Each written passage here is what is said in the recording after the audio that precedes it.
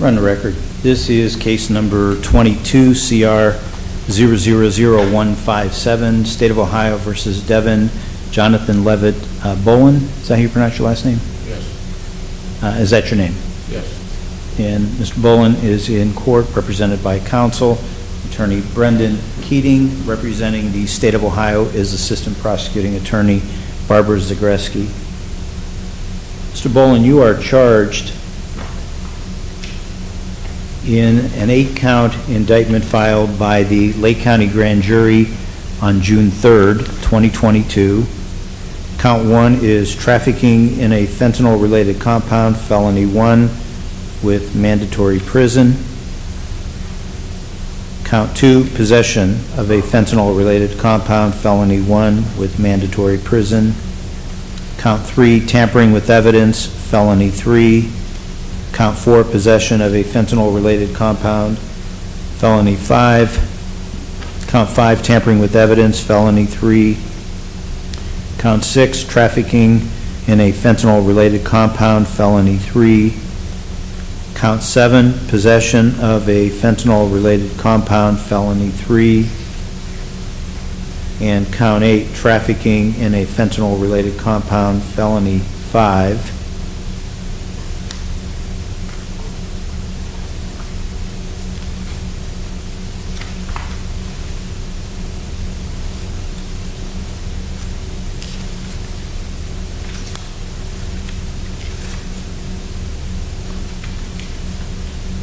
This is one incident? Yes, Your Honor. Why so many duplicative charges of lesser degree? There were different packages, different amounts, and there was a passenger, so there was a different trafficking for the incident with, for that transaction, for transportation, so to speak, and then another amount that was a large quantity, and then they were, the tampering is for the disposal or attempted destruction of the different items. All right. Attached to each of the charges is a forfeiture specification for contraband and instrumentalities, and a second one for forfeiture of proceeds in the amount of $615.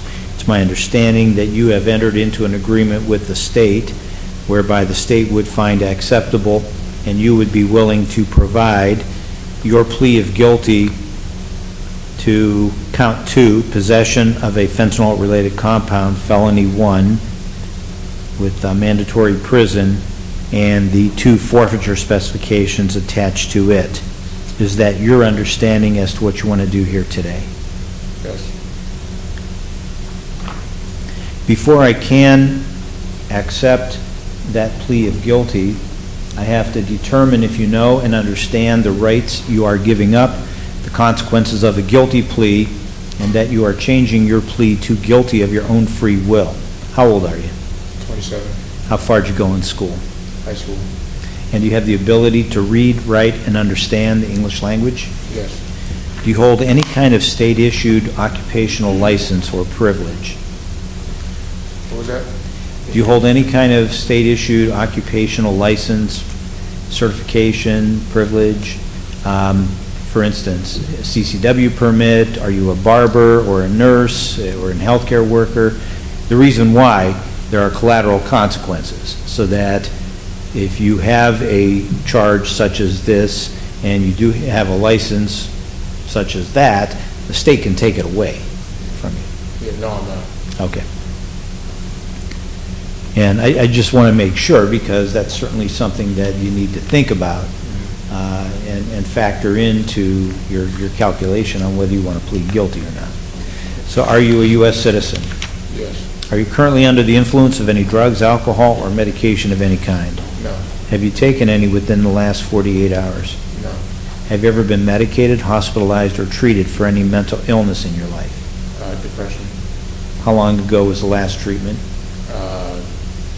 Maybe like 3 months ago. All right. And for what period of time were you treated for any kind of mental health condition? Probably like 6 months. Okay. So is this something that arose as a result of the charges here? I've always suffered from depression, but yes. This sort of brought it to a head? Yeah. Okay. So are you in medication? No. No. But you're treating it with counseling? Yes, I was on medication, but I stopped taking medication. Okay. And why'd you stop it? It was just between me and my counselor, we decided it was good to get off of it. Okay. Not rely on it. All right. So you're doing okay without it? Yeah. All right. No trouble understanding me? No. No trouble understanding what you and your attorney talked about before we started? All right. So have you received a copy of the indictment? Yes. Did you read the charges? Yes. Do you understand the charges? Yes. Did you discuss those charges with your attorney? Yes. Did he answer all of your questions to your satisfaction about the charges? Yes. Do you agree that count 2, possession of a fentanyl-related compound, felony 1, describes what you did here? Yes. And do you wish to plead guilty to that charge and the 2 forfeiture specifications attached to it? Yes. I've been handed a 7-page document called Written Plea of Guilty. You probably went over this document with your attorney before we started the hearing. Is that correct? Yes. And did you read this document? Yes. Do you understand it? Yes. Did you discuss this document with your attorney? Yep. Did he answer all of your questions to your satisfaction about the document? Yes. Do you agree with what it says? Yes. And do you wish to sign it? Yes. I'm going to go over the charge you are proposing to plead guilty to so that we are all on the same page. Count 2 says that on February 8th, 2022, in Painesville Township, Lake County, Ohio, you knowingly obtained, possessed, or used a fentanyl-related compound, a Schedule 1 and Schedule 2 controlled substance, where the amount of fentanyl-related compound equals or exceeds 20 grams. That is called possession of a fentanyl-related compound.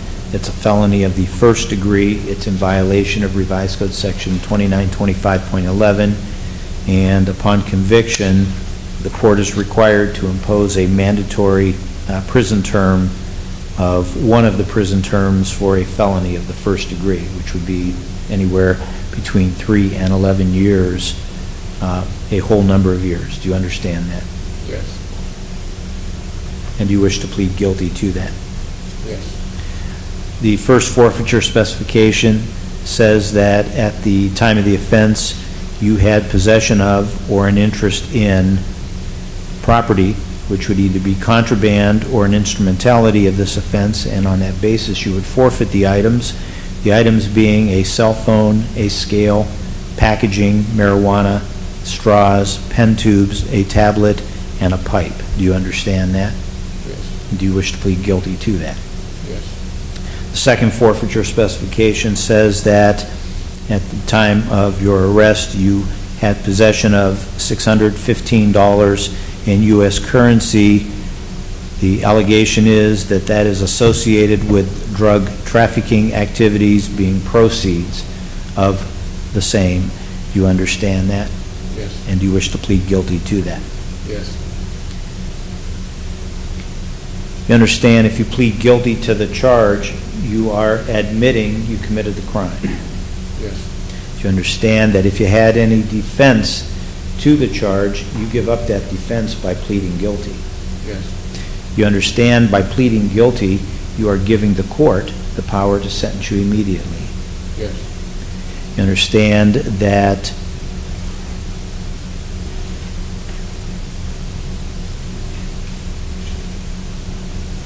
case was set for jury trial last week. If there was anything filed in contemplation of the trial, because there will be no trial, I'll clean up the file by just summarily denying any motions. I don't know if there are any. I'm not going to check. You understand that? Yes. And you understand that any rulings previously made by this or any other court on this case would not be appealable because you're pleading guilty now. Yes.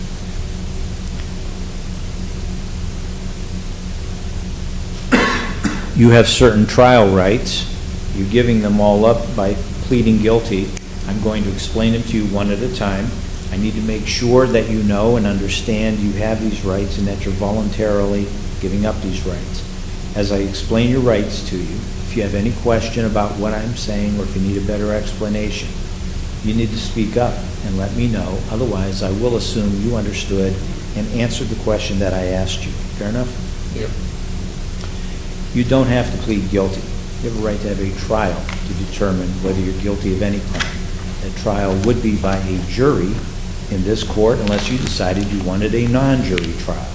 A non-jury trial is a trial where you want the judge not only to make all of the decisions throughout the case, but you want the judge to make the ultimate factual determination in the case whether the state can prove your guilt beyond a reasonable doubt.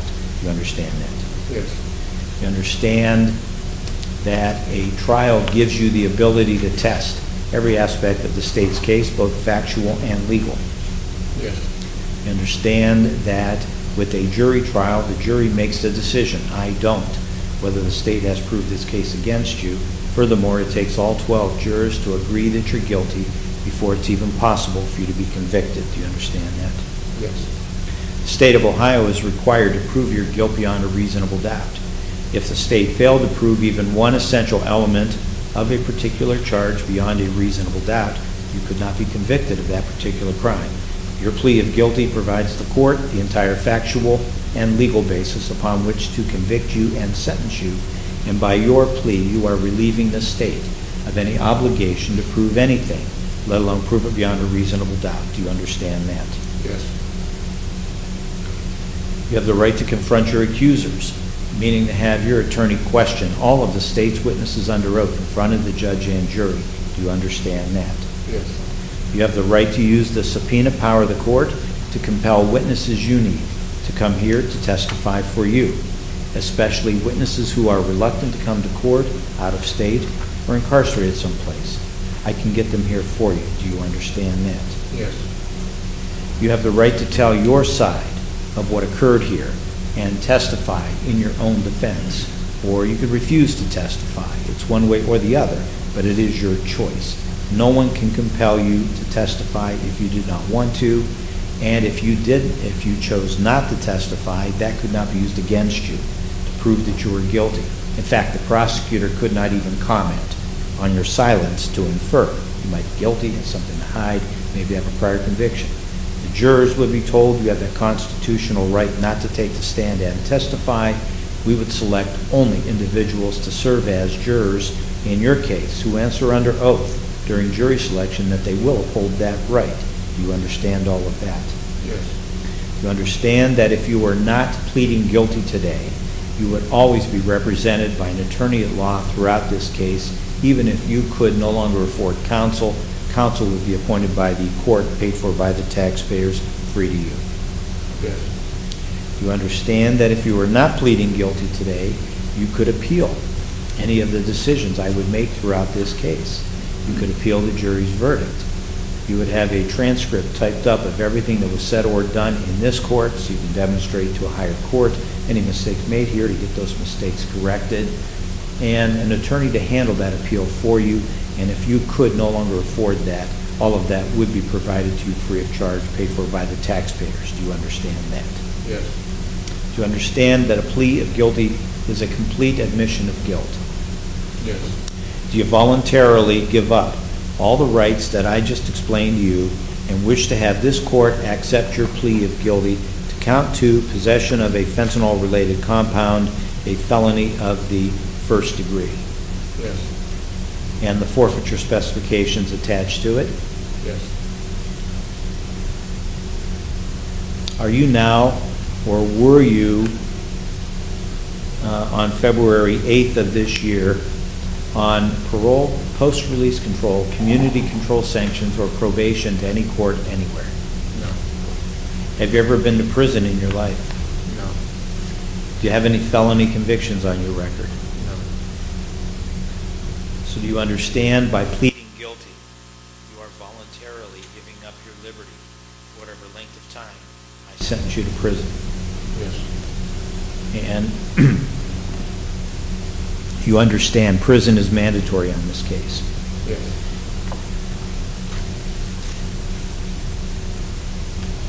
So because this is a felony of the first degree, the penalty for this crime not only requires prison, but carries an indefinite prison sentence.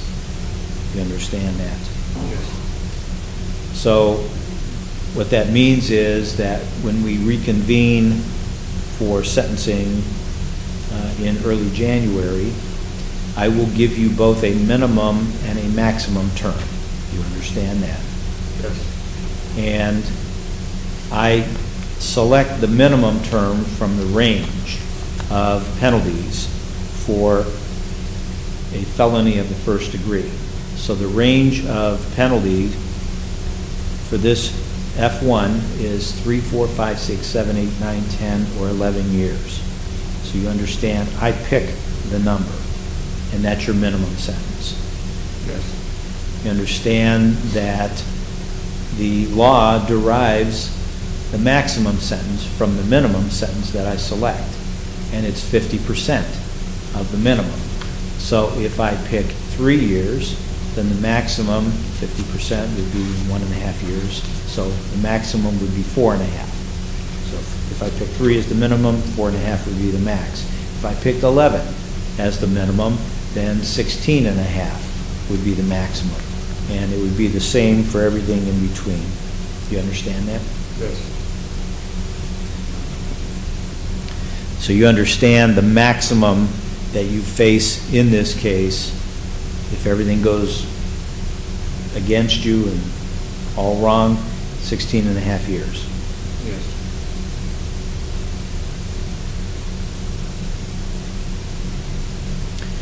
You understand that upon your release from prison, you would serve a period of post-release control for a minimum of 2 years up to a maximum of 5 years. Yes. That means that under post-release control, the Adult Parole Authority will give you rules to live by. If you violate their rules, they can return you to prison for up to 9 months for any one violation, and up to 1/2 the original minimum prison term I give you for all violations in the aggregate, and all of that time is already part of the sentence. You understand that? Yes. So you understand PRC is tied to the minimum, not the maximum. Yes. You understand that if you violated PRC by committing a new felony, the judge in a new felony case, in addition to sending you to prison on the new case, can send you back to prison on this case for the greater of 1 year, or whatever length of time remains unexpired on the period of post-release control. Yes. You understand that while on PRC, you may be required to wear a GPS, global positioning system device, so that they know where you are. Yes.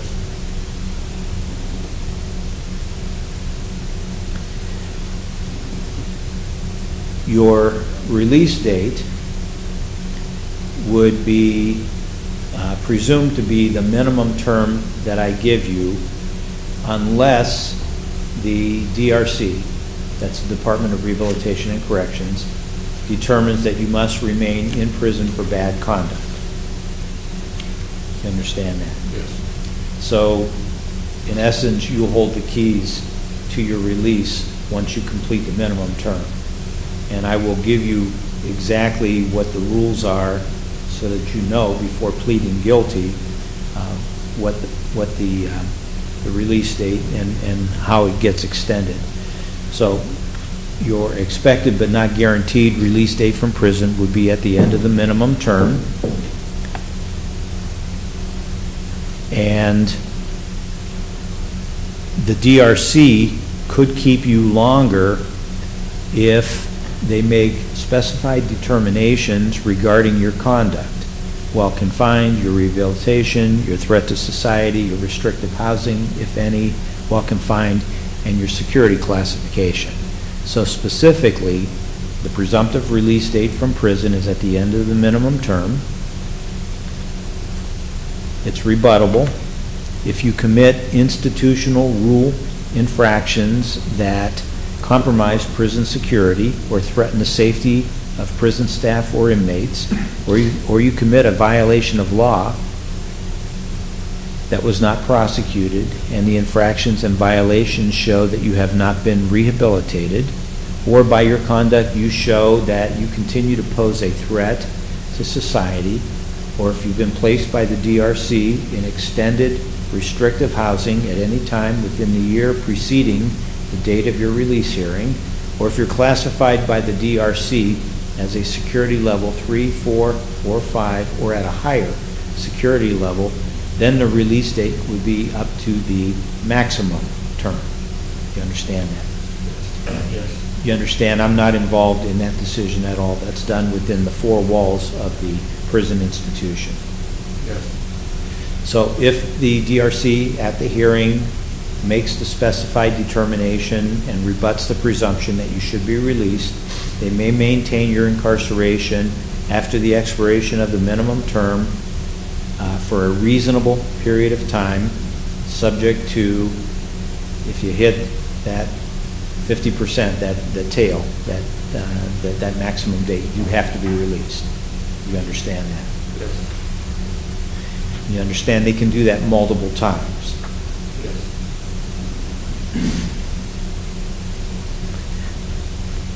Now,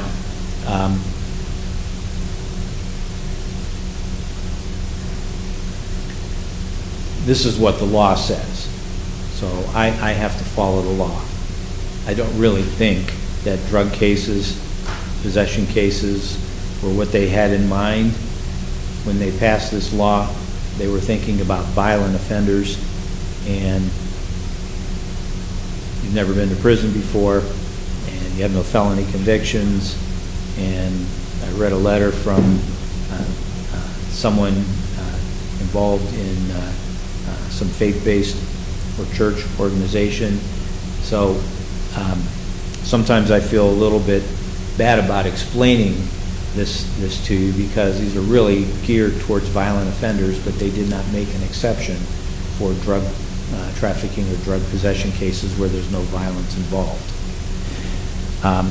Because you're serving a mandatory term, I don't believe that any prison credit is permissible. So there are several types of credit. There's the 8% credit, there's the 5 to 15% credit, and I have nothing to do with that. One credit is provided for engaging in programming that furthers your rehabilitation, your education, vocational training. The other one is an earned reduction of minimum prison term credit. It's my understanding that these prison credits do not apply to crimes of violence, sex offenses, or mandatory terms. So I'm mentioning it to you because I don't control how the prison runs its system, and if they offer it, even if the statute may not permit it, then that's up to them. I don't have any complaint about that, but I'm just pointing that out for your purposes. You understand that? Any criteria for judicial release is tied to the minimum term, not the maximum term. You understand?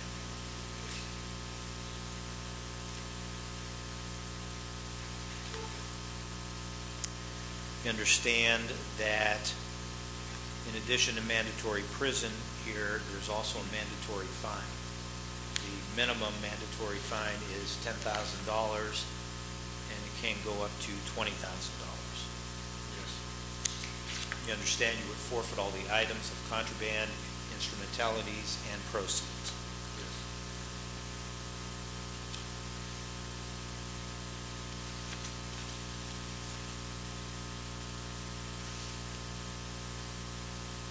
Understand that both under Ohio and federal law, a conviction for this crime renders you disqualified from purchasing, owning, possessing, or using firearms or ammunition for firearms. understand that there are other disqualifications that accompany a conviction of this sort. You cannot vote from prison. In order to regain your ability to vote, you would have to re-register upon your release from prison. You cannot serve as a juror while on post-release control because you still have an active case with the state of Ohio. And, well, you could not serve on any case where the state of Ohio would be a party, because on PRC you would still have an active case with them. And you cannot hold any position of public honor or trust. Do you understand that? Yes.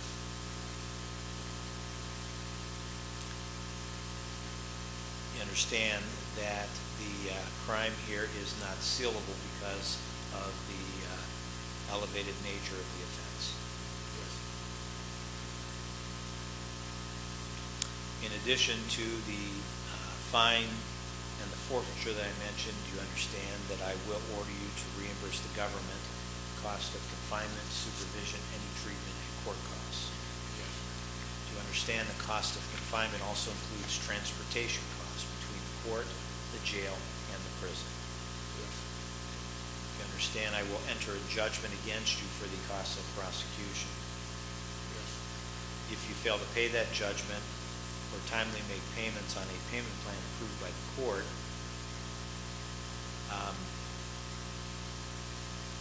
the state can block your motor vehicle license plates until all fines and costs are paid in full. Yes. You understand all the potential penalties? Yes. You have any question at all as to what can happen to you as a result of your plea of guilty today? No. Do you understand no promises have been made by the court, the prosecutor, your attorney, or anyone as to what I will do when it comes time for sentencing? Yes. And you understand no one can promise you what I'll do because as I sit here, this is my first introduction to the case, I don't even know what I'll do. Yes. Mr. Gresky, has the state of Ohio promised Mr. Boland anything in this case other than the plea agreement, and especially with regard to sentencing recommendation? No, Your Honor, the state has said that it will be a prison recommendation for us, but no number.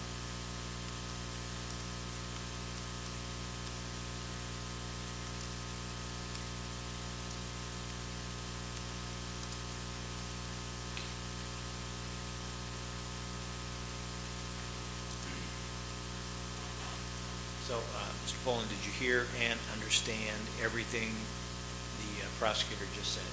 Yes.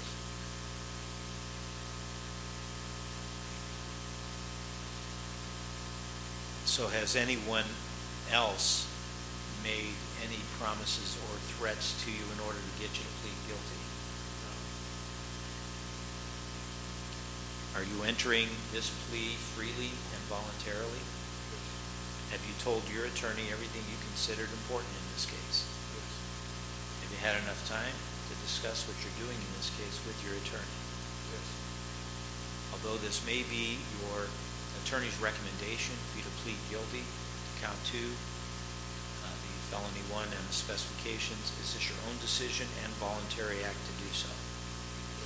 Has your attorney done everything you've asked him to do for you in this case? And are you completely satisfied with the legal representation provided by Brendan Keating, your attorney? Ms. Zagreski, what was the basis for the recommendation, and what would the facts show if the case went to trial? Your Honor, I believe the basis is that this is the most serious conduct, the conduct that he's pleading to here. The facts in the case would show that on February 8th of 2022 in the township of Painesville, Lake County, Ohio, Sergeant Musla of the Lake County Sheriff's Office conducted a traffic stop on the defendant's vehicle for a traffic violation. The defendant pulled his vehicle over into the Ready Go Food Mart. Sergeant Musla observed the defendant throw a large amount of white substance out of the driver's window, and it landed directly next to his driver's side door. The defendant then threw a scale out of the same window. Officers retrieved the scale and the white substance from the ground.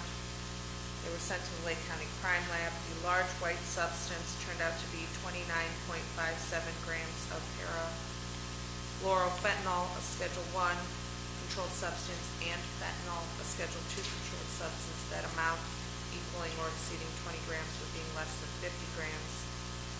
The defendant was asked to step out of the vehicle.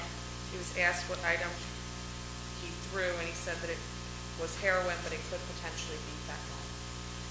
Also on his person and in his wallet, officers located additional drugs, packaging, marijuana, straws, pen tubes, an orange tablet that turned out to be alprazolam, and a pipe.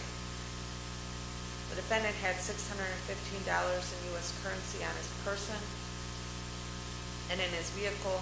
He was cooperative on the scene with officers. He did state that everything inside the vehicle was his except for one paper fold that was located in the passenger side door. He stated that he had fronted that to the passenger. Boland, did you hear and understand everything the prosecutor just said? Yes. And is everything she said true? Yes. By the way, one other thing I forgot to mention, I can suspend your driver's license for up to 5 years. Do you understand that? Yes. So what is your, and you still wish to plead guilty? Yes.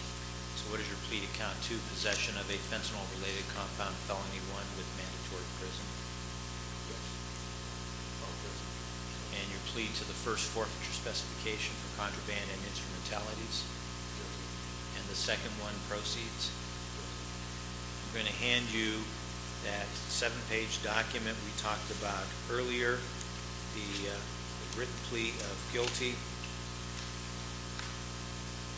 Make sure you've read it, make sure you understand what it says, make sure you agree with what it says, and if you sign it only because that's what you want to do. I've made my markings on this document in red so you can easily tell what I've done to it since you last saw it. And counsel, if you would approach to retrieve the written plea.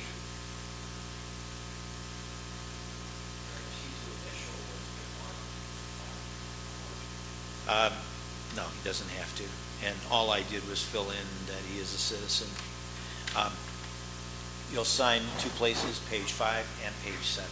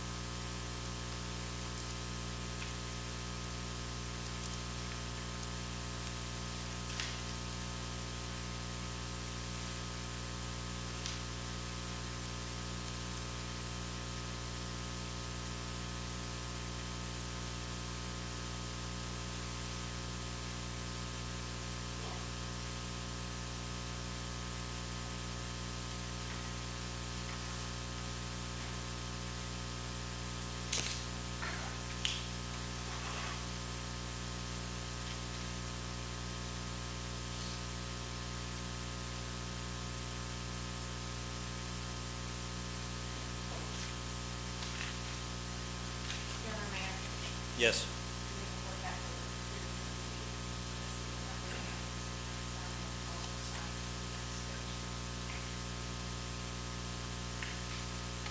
The court will also sign the written plea of guilty, and I will make it part of the record in the case. Records reflect that defendant Devin Jonathan Levitt Boland was here with attorney Brendan Keating in open court. I informed Mr. Boland of all of his constitutional rights. He has made a knowing, intelligent, and voluntary waiver of those rights. I find he understands the nature of the charge, the effect of the plea, as well as the maximum penalty which can be imposed. Finding it to be knowing, intelligent, and voluntary, I accept his plea and find him guilty. Count 2, possession of a fentanyl-related compound, felony 1, revised code 2925.11, a Senate Bill 201 qualifying offense with mandatory prison, and the two forfeiture specifications for contraband, instrumentalities, and proceeds. Counts 1 and 3 through 8 will be dismissed upon completion of sentencing. I'm going to refer you to the Lake County Adult Probation Department for a pre-sentence investigation and report. Do you use illegal drugs? No. Have you ever? Yes. How long ago was the last time? The day of the list. I'll order a drug and alcohol evaluation with a brief mental assessment with the court's forensic psychologist. Any other purposes for referral? Other than the drug and alcohol, mental health evaluation, and straight PSR? I don't believe so. Okay. Sentencing will be held in this court on Monday, January 9th, 2023 at 10 o'clock a.m. And did they float that date? I fake it to you. January 9th, 10 a.m.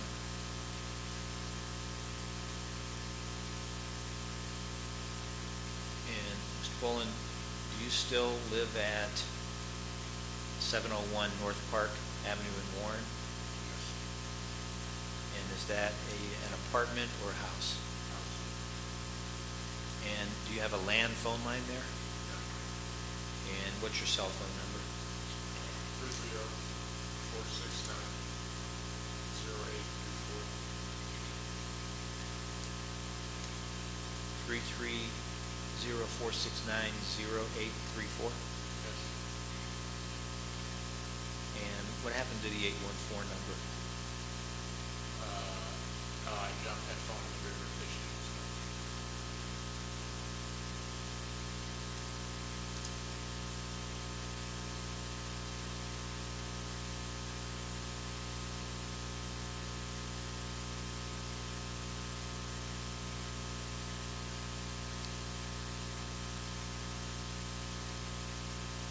Any reason not to continue bond? No, Your Honor. Bond is continued. You're to go directly from the court to the third floor of the sheriff's office. That's the building to the north of here. That's the location of the court's adult probation department. They'll do an intake interview. They'll take a urine sample for analysis. If you fail to go over there, as I just ordered, or if you test positive for alcohol or any substance of abuse, I'll revoke your bond and you'll stay in jail until sentencing. Understood? Yes. Anything further from the state? No, Your Honor. Defense? I just have one moment.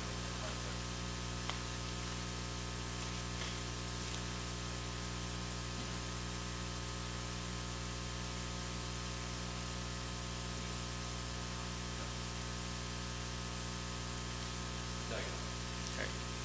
We're adjourned. See you, Jane.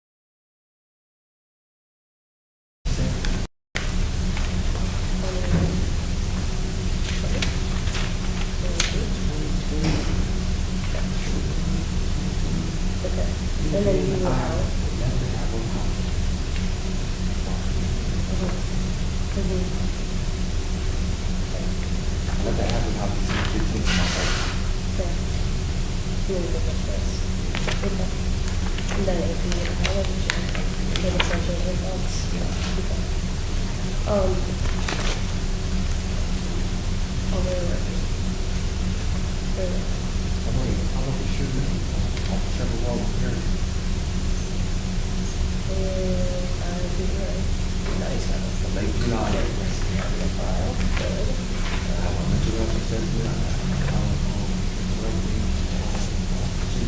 You're doing that with signature? Okay.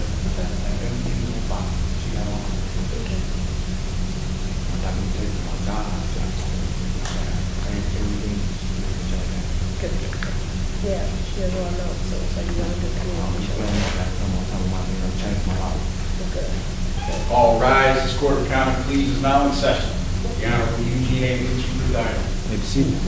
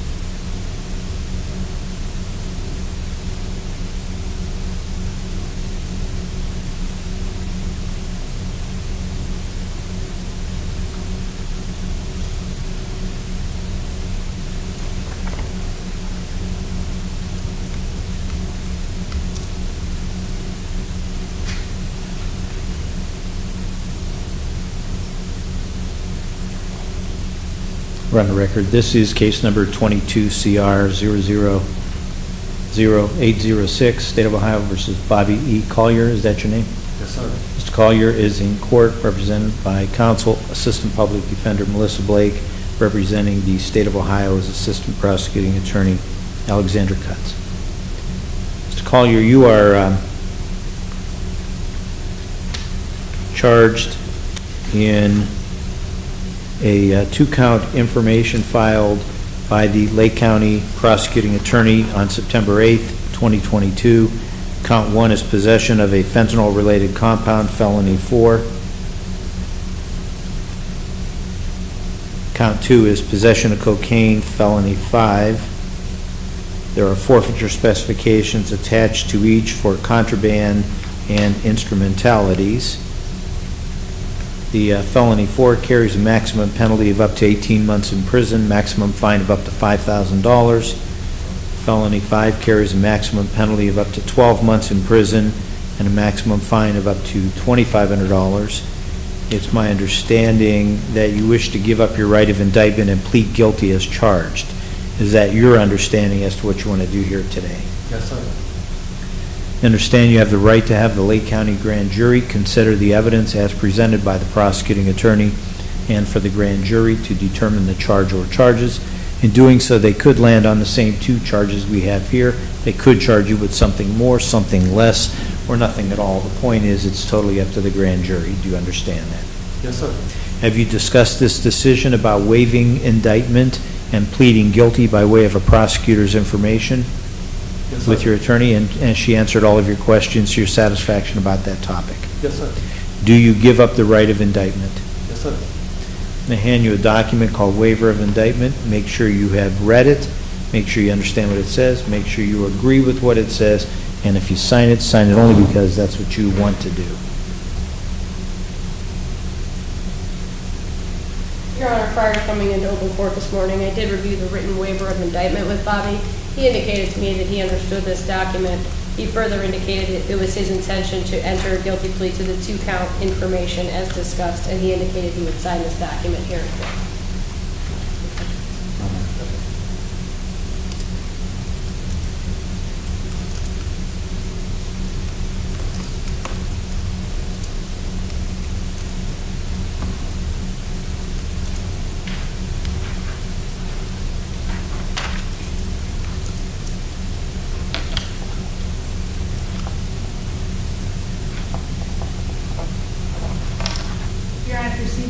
indictment, I would issue the defendant sign it back to the note of court, his counsel sign it, and I sign it. I'll make the waiver of indictment part of the record in the case.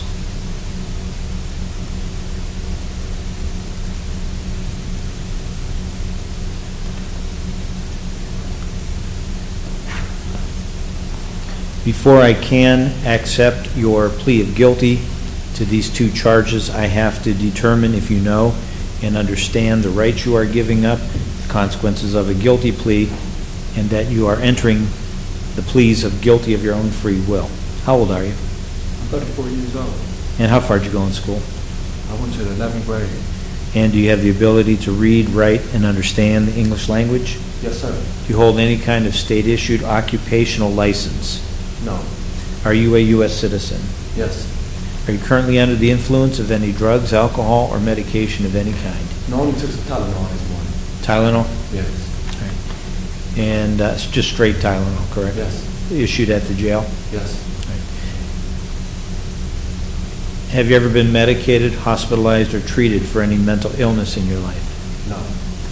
Have you received a copy of the prosecutor's information? Yes. Did you read the charges? Yes. Do you understand the charges? Yes, sir. Did you discuss those charges with your attorney? Yes, sir. Did she answer all of your questions to your satisfaction about the charges? Yes, sir. Do you agree that the charges describe what you did? Yes, sir. And do you wish to plead guilty to the charges and the forfeiture specifications? Yes, sir. And when I say your attorney, not only Melissa Blake, but also Conchetta Ragazione, who's downstairs in trial I right now. completely understand, sir. I've been handed a 4-page document called Written Plea of Guilty. You probably went over this document with your attorney before we started the hearing. Is that correct? Yes, sir. And did you read this document? Yes, sir. Do you understand it? Yes, sir. Did you discuss this document with your attorney? Yes, sir. Did she answer all of your questions to your satisfaction about the document? Yes, sir. Do you agree with what it says? Yes, sir. And do you wish to sign it? Yes, sir. You can just say yes or no, it's fine. Yes. I'm going to go over the charge you are proposing to plead guilty to so that we are all on the same page. Count 1 says that on January 19th, 2022, in the city of Painesville, Lake County, Ohio, you knowingly obtained, possessed, or used a fentanyl-related compound, a Schedule II controlled substance. That's called possession of a fentanyl-related compound, and it's a felony of the 4th degree because the amount equals or exceeds 1 gram. And that's in violation of Revised Code Section 2925.11. And Division C determines whether I should impose prison. Do you understand that charge? Yes, sir. And is that the first charge to which you wish to plead guilty? Yes, sir.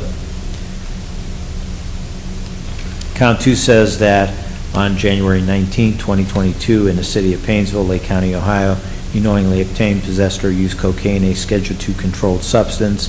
That's called possession of cocaine, felony 5, Revised Code 2925.11, and that is a Division B offense. Do you understand that charge? Yes, sir. And is that the second and final charge to which you wish to plead guilty in this case? Yes.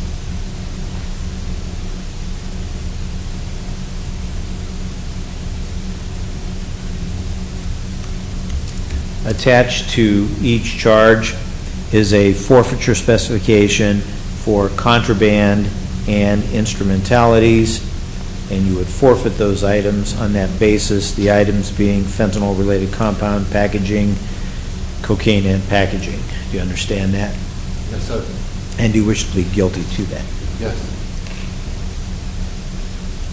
You understand, if you plead guilty to the charges, you are admitting you committed the crimes. Yes. You understand, if you had any defenses to the charges, you give up those defenses by pleading guilty. Yes. You understand, by pleading guilty, you are giving the court the power to sentence you immediately. Yes. And you understand any rulings previously made by this or any other court on this case prior to this moment would not be appealable because you're pleading guilty at this time. Yes.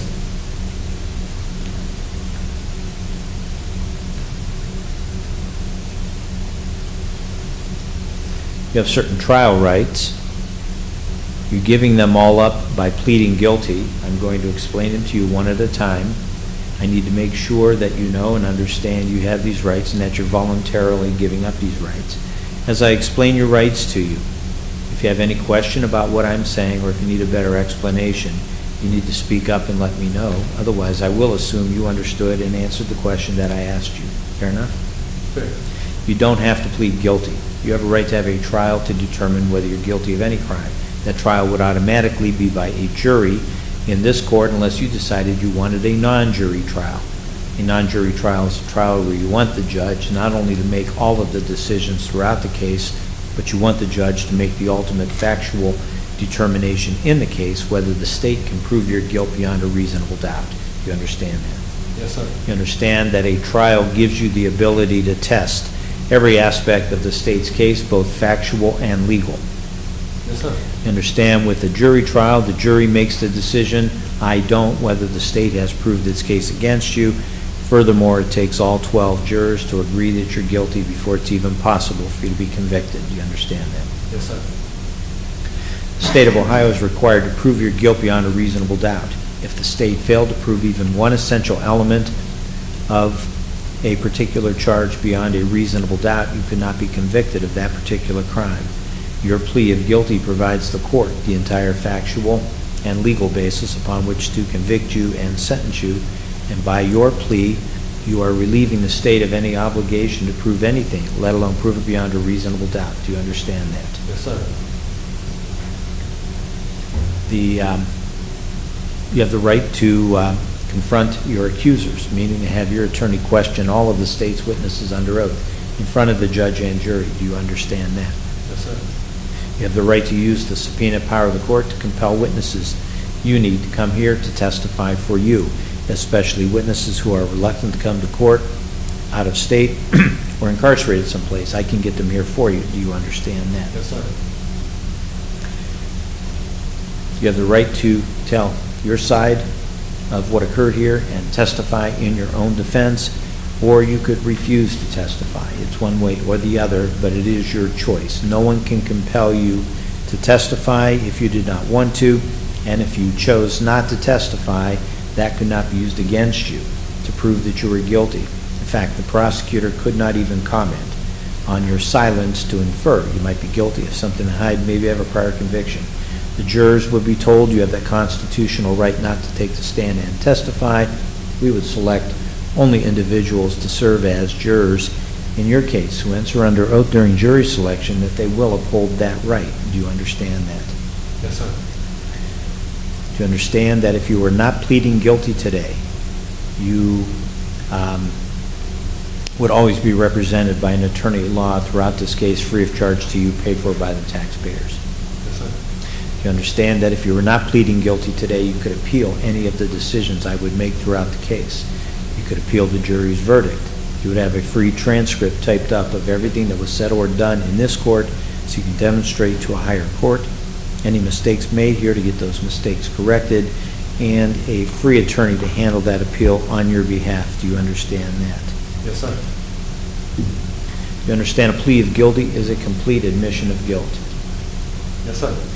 Do you voluntarily give up all the rights that I just explained to you and wish to have this court accept your plea of guilty to count 1, possession of fentanyl-related compound, felony 4, count 2, possession of cocaine, felony 5, and the forfeiture specifications? Yes, sir. Are you now, or were you in January of this year, on parole, post-release control, community control sanctions, or probation to any court anywhere? I was home. Pardon? Parole, post-release control. Okay. And was it a Lake County case? Yes, sir. And did I sentence you? Yes, sir. And how much time did I give you? I think you gave me 3.5 years. And when was this?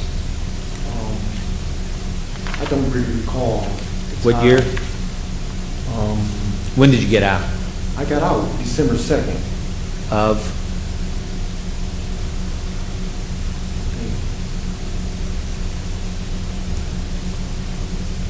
I think my last case was 2018. Okay, or it was 2019. but when did you get I out? don't recall. I got out December 2nd. I know that. Of what year? I think it was 21. Just before this? It was 21, just before this. Just Okay. before this. Just before And the so, new year. how long a period of PRC were you on? I know a period of PRC that I was on, like when I got out of jail, I was sent to a halfway house, sir. Okay, but when they released you from prison, I was doing 3.5 they would have years. told you how much PRC time you had. 3.5 years. What did they Because send I you to did- prison for? What was the crime?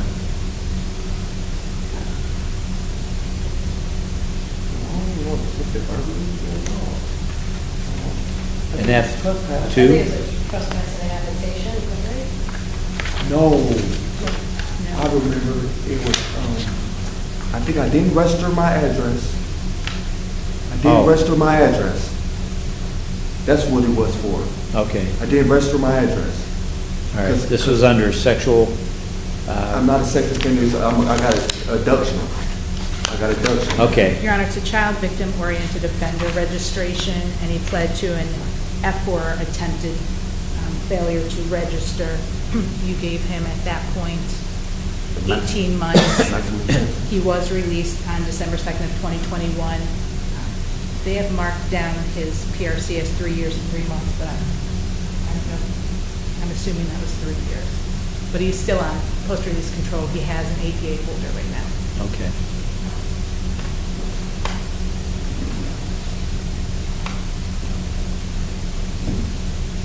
And how many times have you been to prison in your life?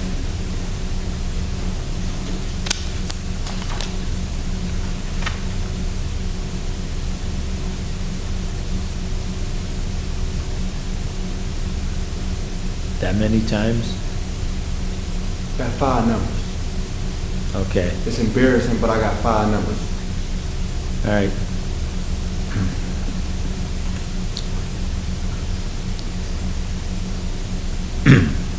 So, I let put it let me, in my- let me just tell you right now, you know, you violated PRC. That's like being on probation. You know I have to send you back to prison. I have served time for this, sir, in jail. I got violated on PRC for this case. I just came home July 18th from this case, sir. I just came home this year from Just what he's this. talking about, just so the court knows a little bit of the background. What he's talking about actually is that he actually was violated by the adult parole authority as a result of this offense. And he has served about 8 months. He went to a CBCF in Howard County and then did time in prison as a result.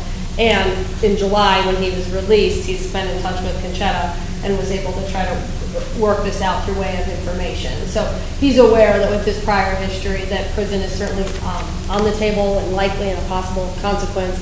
But we do intend to ask the court for a pre-sentence report in this case because the background is a little bit unique.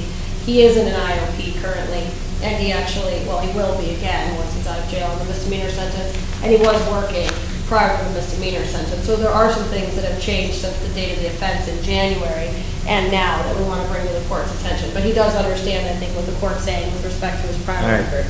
So, what I'm saying is, it doesn't look good that you violated PRC like a month after being put on PRC. But I will keep an open mind, and it's to your benefit that the PRC, that the APA sanctioned you. Do you not understand what I'm saying? I understand what you're saying, but I'm not understanding how you think that a person can't change his life from the time that I No, came no. home. Did I say that?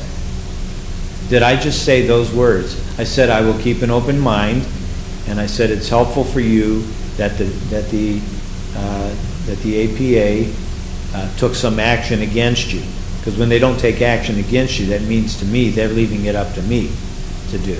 But the fact that they took action against you is to your benefit.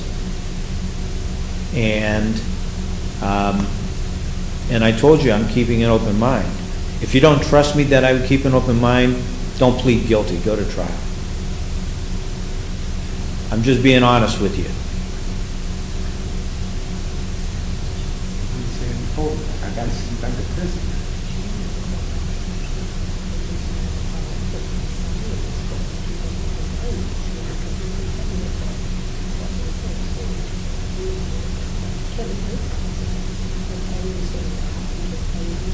So I came home from jail, now I got to work on the job.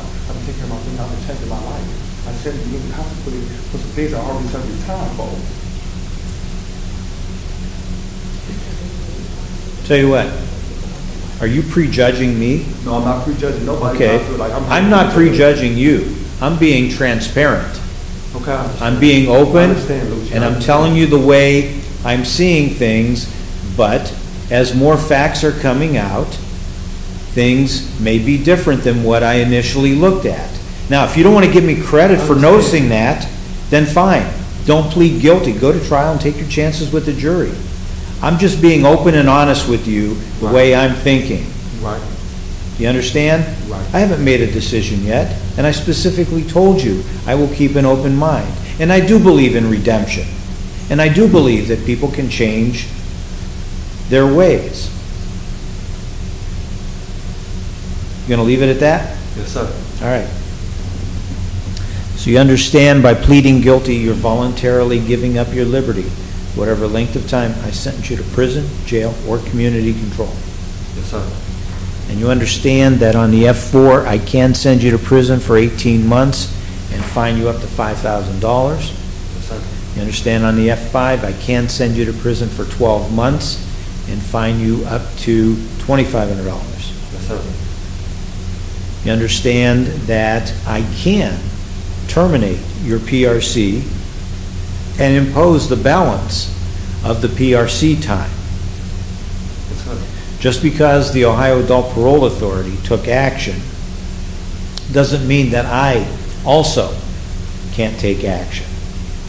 And so what happens is if I terminate your PRC, then you do get credit for the time that they sent you back for. That gets deducted off of there. You get credit for that. But I can terminate your PRC, impose the balance, and make that consecutive and served first before you serve the sentence in this case. Do you understand that? Yes, sir.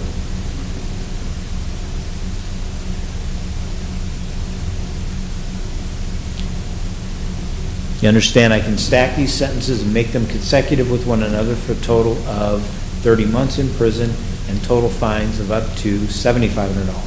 Yes, sir. You understand you would forfeit all items of contraband and instrumentalities.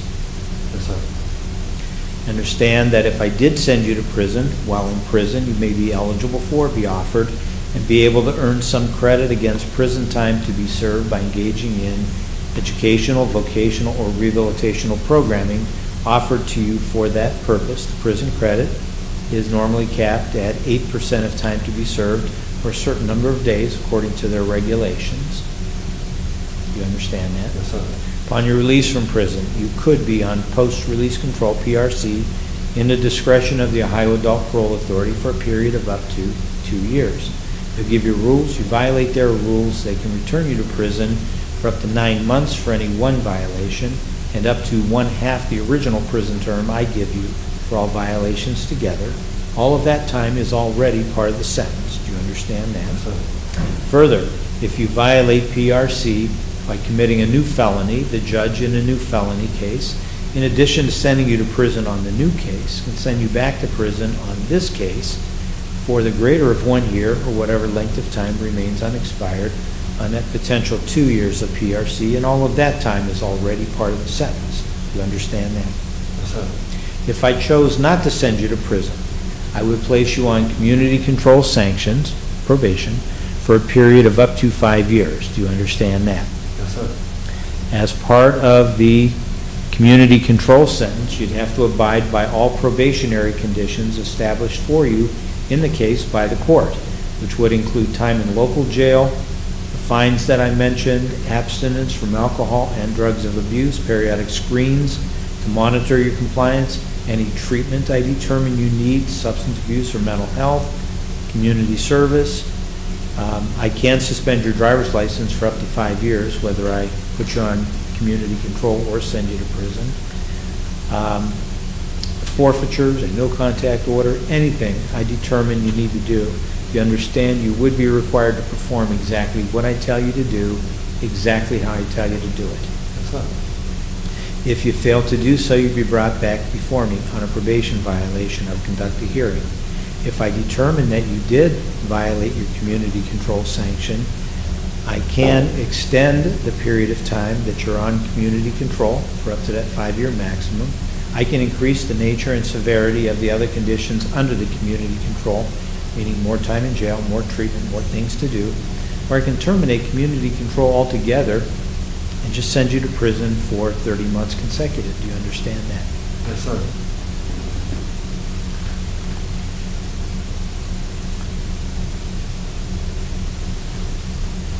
You understand that you're already under a weapons disability, but these convictions render you disqualified from purchasing, owning, possessing, or using firearms or ammunition for firearms.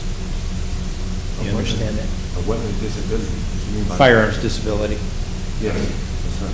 Yes, sir. Not all weapons, firearms. Yes, sir.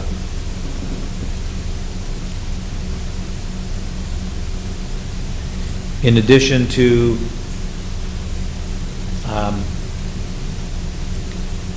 the firearms disability, if I sent you to prison, you cannot vote from prison. You'd have to re-register upon your release. You cannot hold any position of public honor or trust. And if you're on community control or PRC, you cannot serve as a juror in the case where the state of Ohio is a party, because you would still have an active case going with the state if you're on PRC or community control. Do you understand that? Yes, sir. In addition to the fines and the forfeiture that I mentioned, you understand I will order you to reimburse the government the cost of confinement, community supervision, treatment, and court costs. Yes, sir. You understand the cost of confinement also includes transportation costs between the court, the jail, and the prison institution. Yes, sir. You understand I will enter a judgment against you for the costs of prosecution. Yes, sir. If you fail to pay that judgment or timely make payments on a payment plan approved by the court, and you are serving a community control sentence rather than a prison term, you may be able to substitute community service to work it off. By local rule, you'd work it off at the rate of $10 per hour. Each hour of work performed reduces the judgment by that amount. Do you understand that? Yes, sir.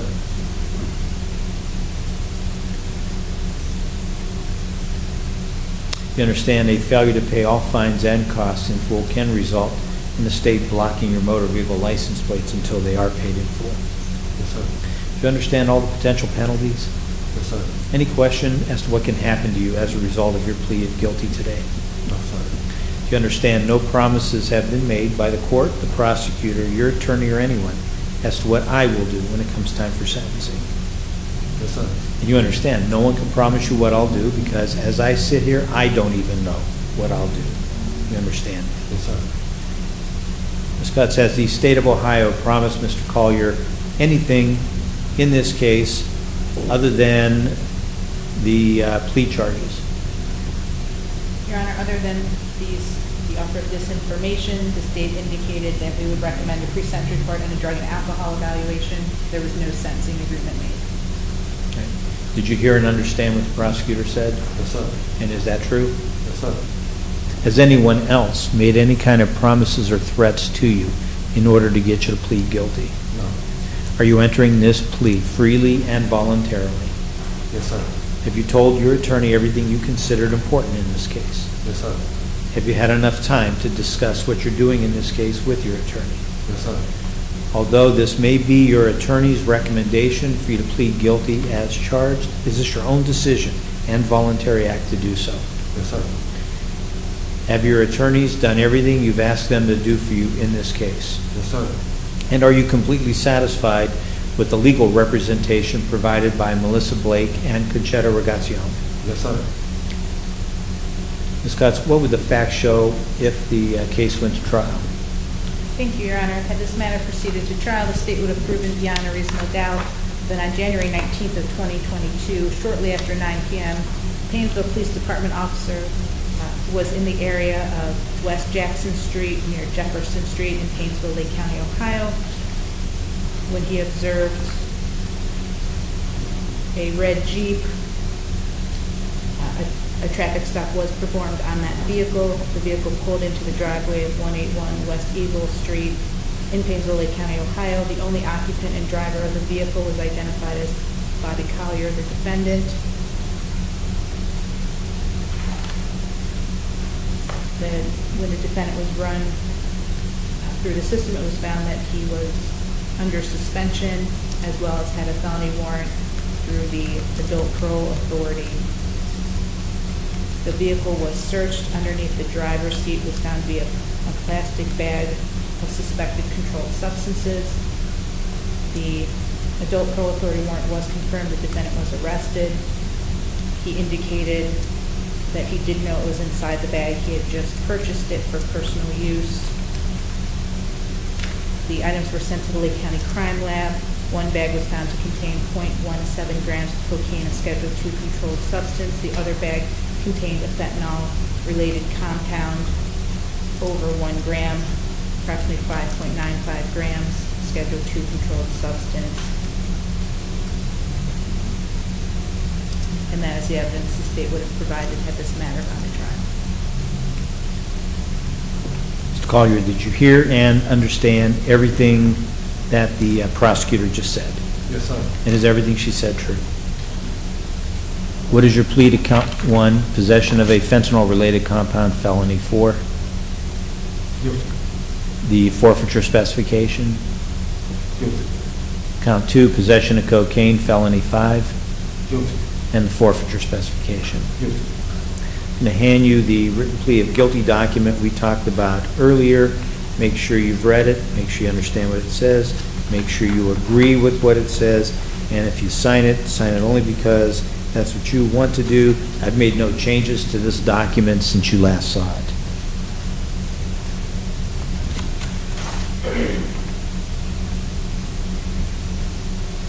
Your Honors, for the record, prior to coming into court this morning, I did review the written plea of guilty and judgment entry with Bobby. He indicated to me he understood this document, further indicated he understood the potential penalties, and he indicated that he would sign this document here in open court this morning.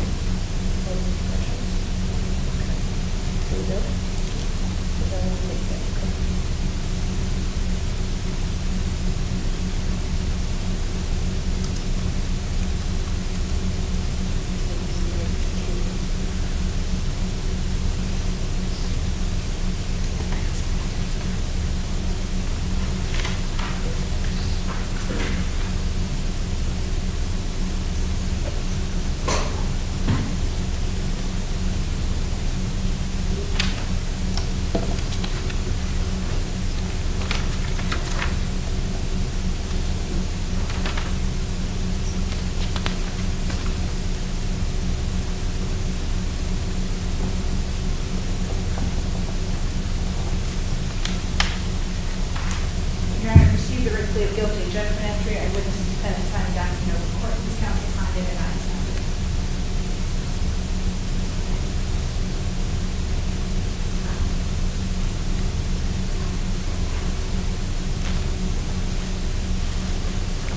Court will sign the judgment entry at the end of the document, and I will make it part of the record in the case. The record should reflect that defendant Bobby E. Collier was here with attorney Melissa Blake in open court. I informed Mr. Collier of all of his constitutional rights. He's made a knowing, intelligent, and voluntary waiver of those rights. I also find he understands the nature of the charges, the effect of the pleas, as well as the maximum penalty which can be imposed. Finding it to be knowing, intelligent, and voluntary, I accept his pleas and find him guilty as charged. Count 1, possession of a fentanyl-related compound, felony 4. Count 2, possession of cocaine, felony 5, both in violation of Revised Code Section 2925.11, and the forfeiture specification for contraband and instrumentalities attached to each. I'm going to refer you to the Lake County Adult Probation Department for a pre-sentence investigation and report and a drug and alcohol evaluation with a brief mental assessment. Any other purposes for referral? No.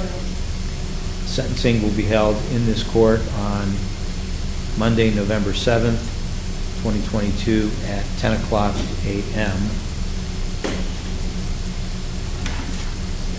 Still live at 14109 Sylvia Avenue in Cleveland, Sorry, Judge, we didn't hear, did you say the 7th or the 27th? November 7th. 7th.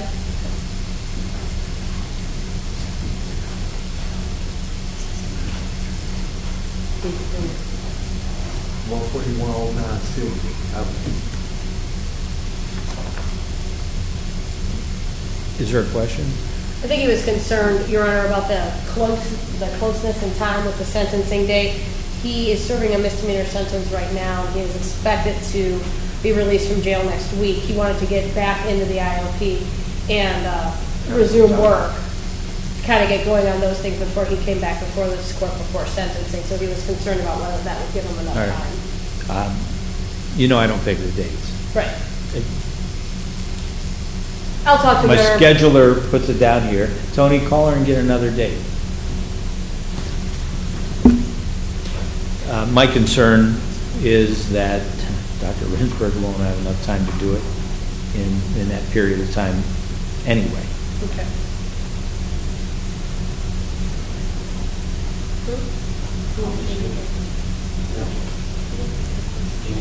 Yeah, the January date.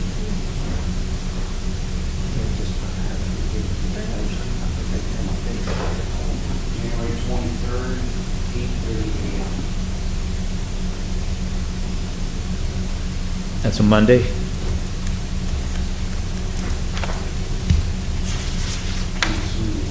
Yes, it is. 8:30? Yes. Is that better?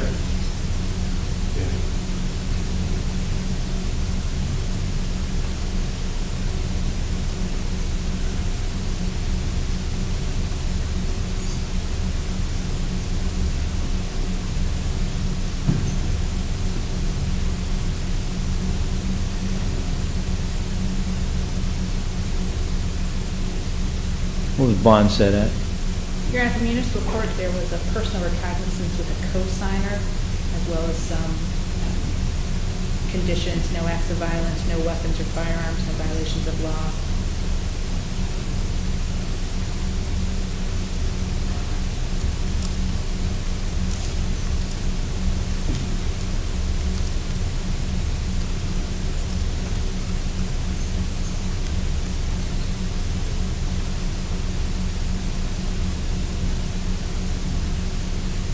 What were the conditions?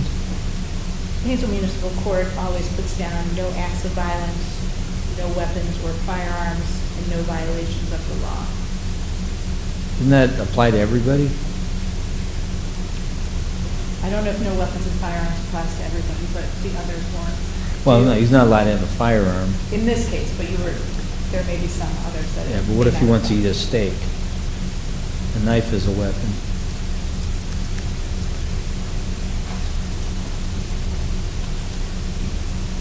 I'm going to reset bonded on recognizant or OR.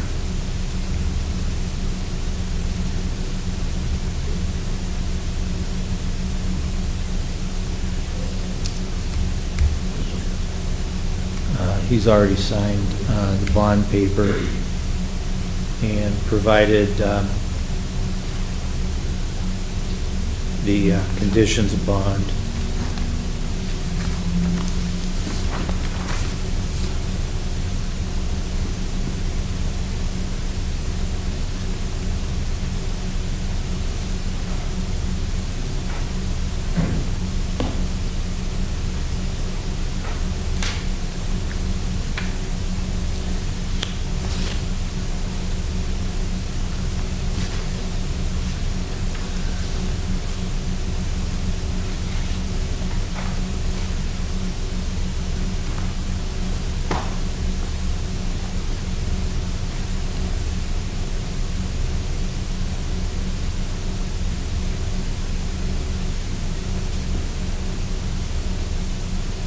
So I'm printing out the referral to the probation department.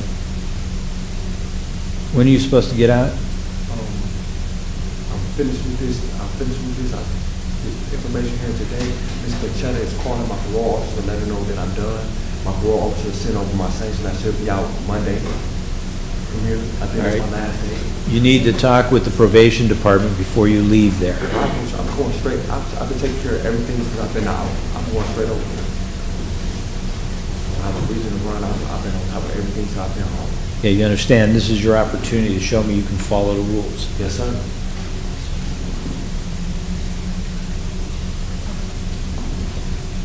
Anything further from the state? No, thank you, Your Honor. Anything further, defense? No, Your Honor, thank you. All right. We're adjourned. I'll see you January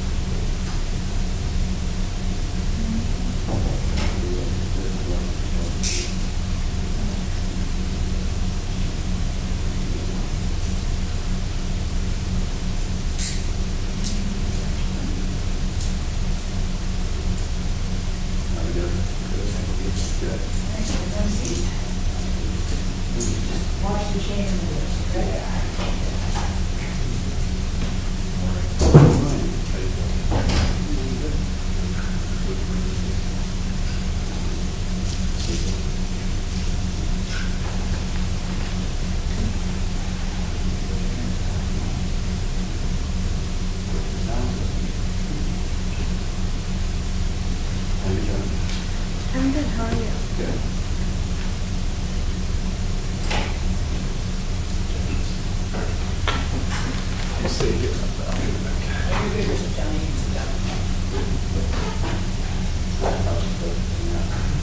No, he's going to talk to the attorneys. You got anybody coming today? I really didn't have time to, this stuff came over fine. The last notice, they gave less than 24 hours notice recorded. This would have been all careful and go if there's a problem with the procedure. I understand that, obviously. I've already been in the program for many years. I've been waiting for the last stage. So long.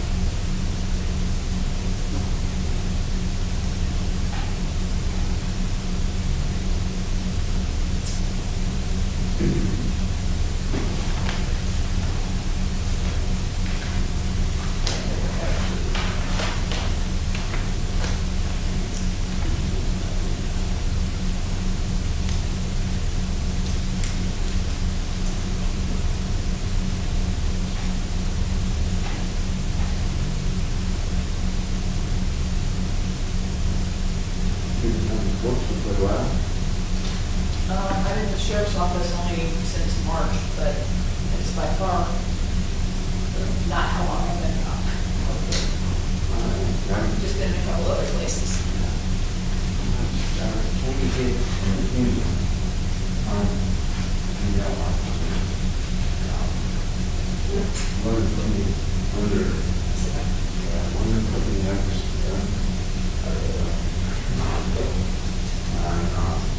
I just wondered if that would push away or bring forth. This is like 3 or 4 years old. So I'm not going to sign her claim to attack. Your girlfriend? Ex-girlfriend? I was trapped. I made a big mistake.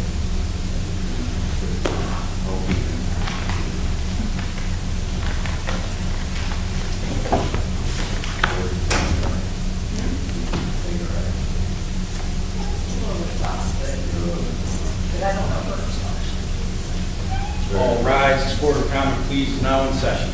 The Honorable Eugene and Lucci presiding. Have a seat.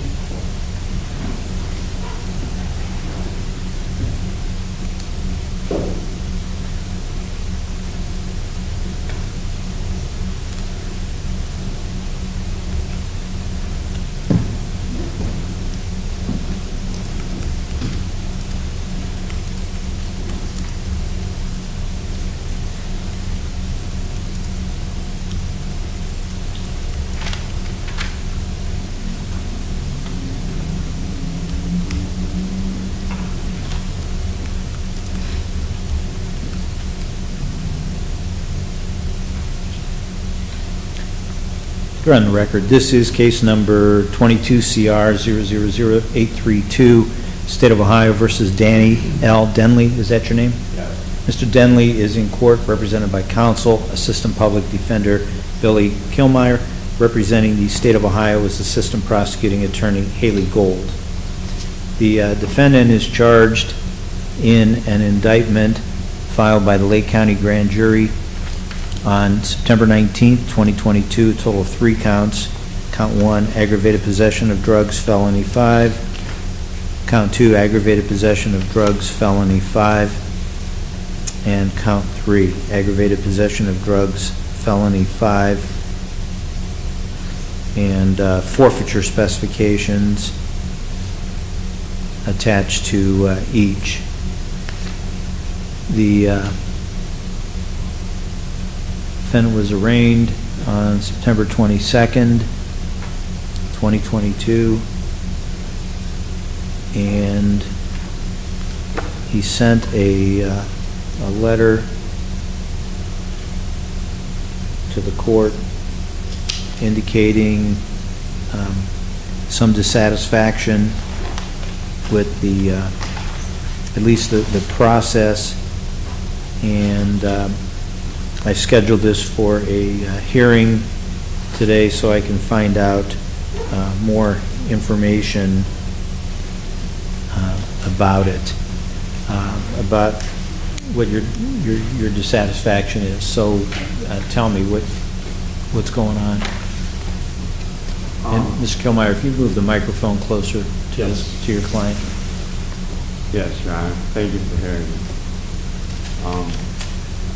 At first, I was going along with everything here, and I thought I had a medical problem with a blood disorder. Okay, that started. I asked for some exhibits of evidence to be here. I don't know if... You asked for what? Exhibits of evidence to be presented here. I know I had short notice on it. Well, it's all part this is not an evidentiary hearing. Why do you want the evidence here? To prove a couple facts of William Hare coming in when I was misinterpreted. They put me on a psych ward. He walked into the psych ward and had me sign a contract. Who's he? Mr. Kilmeyer. Kilmeyer. That I was under the understanding, because I was already down on the floor, practically unconscious, with 2 COs were picking me back up, putting me back on. I'm having a hard time understanding you. I was in the psych ward, and for a misrepresentation of something else. But I was on the floor because of my blood disorder, and COs were picking me up.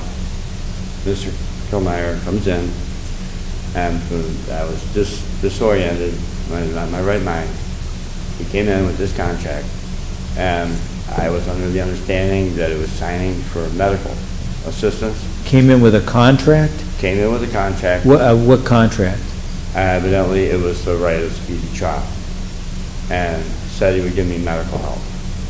This is what I was under the impression of, being half out of my mind with no sugar in my blood, because they had put me on a diabetic diet instead of a hypoglycemic diet.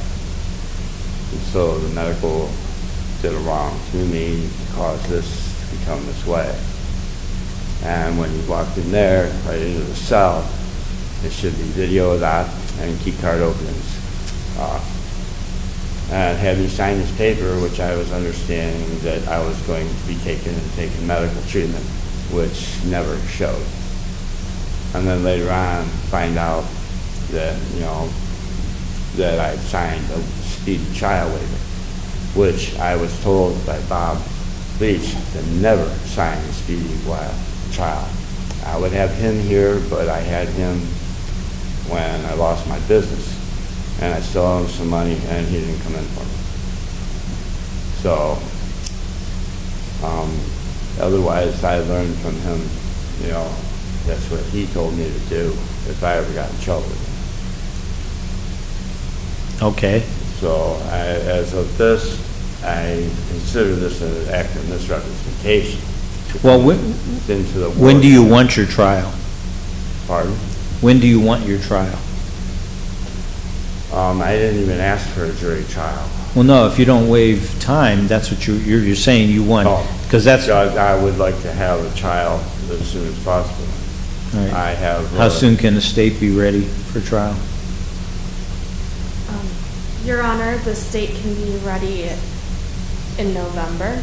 I'm scheduled for a jury trial in your court beginning November 1st, and I believe so is Mr. Kilmeyer. Following that trial, Your Honor, I could be ready. Okay. I would also like another court-appointed attorney that's not an assistant, an actual attorney. That's not a what? That's not an assistant, an actual attorney. He's not an assistant attorney. He's a full-fledged attorney. Okay. He's an Well, I assistant was- public defender because there can only be one boss. Okay. All right. And the boss doesn't normally try cases. Right. Okay. Same thing, an assistant is going to be prosecuting you. She's an assistant prosecuting attorney. Okay, I was misunderstanding on that. Okay. Okay. The only one not here that's an assistant, that's not an assistant here is me. Right. Right. Okay. Okay. So what else do you want me to know? Well, on my behalf, I've been clean for a good six to 8 years after I went through the Lake Charter program with Lana over there. I have taken on a job, my own business, which I had lost during COVID, which really nothing. And I caretake for my 87-year-old mom, and I also moved my aunt into the house, in which she is stricken to chair, and I care for both of them, family members. I'm trying to care for my daughter and grandbabies are the same. Okay, what are you doing in jail right now? Why are you in jail? I ignored one of the rules of the program, and I tried to save. What someone program? I love. Whose program? The drug and alcohol program. In whose court? I am here for a possession charge, In whose court? and yours. Okay, so Hazel Court. you're confusing me. I'm sorry, I'm a little, Are you confused? yeah. Because you're confusing me. Yeah. I haven't sentenced you. I didn't Right. do anything to you. Right. Who put you in jail? Painesville, Painesville Municipal Court. yes, So you have a case pending in the Painesville Municipal Court. yes. And so what were you found guilty of? Possession. Possession of meth? Methamphetamine. Okay, and- so it would have to be an attempted possession of meth Okay, to make it a misdemeanor, because the Painesville Muni can't do felonies. okay, So it's attempted meth possession, right? yes. And how much time are you doing? What's the sentence? The sentence could be up to 12 months. Your Honor, that case is still pending. So his Painesville Municipal Oh, Court that case hasn't been adjudicated? You haven't been sentenced in that case? No. So you're in jail because you violated bond? No, I have no probation, no bond, no. Okay.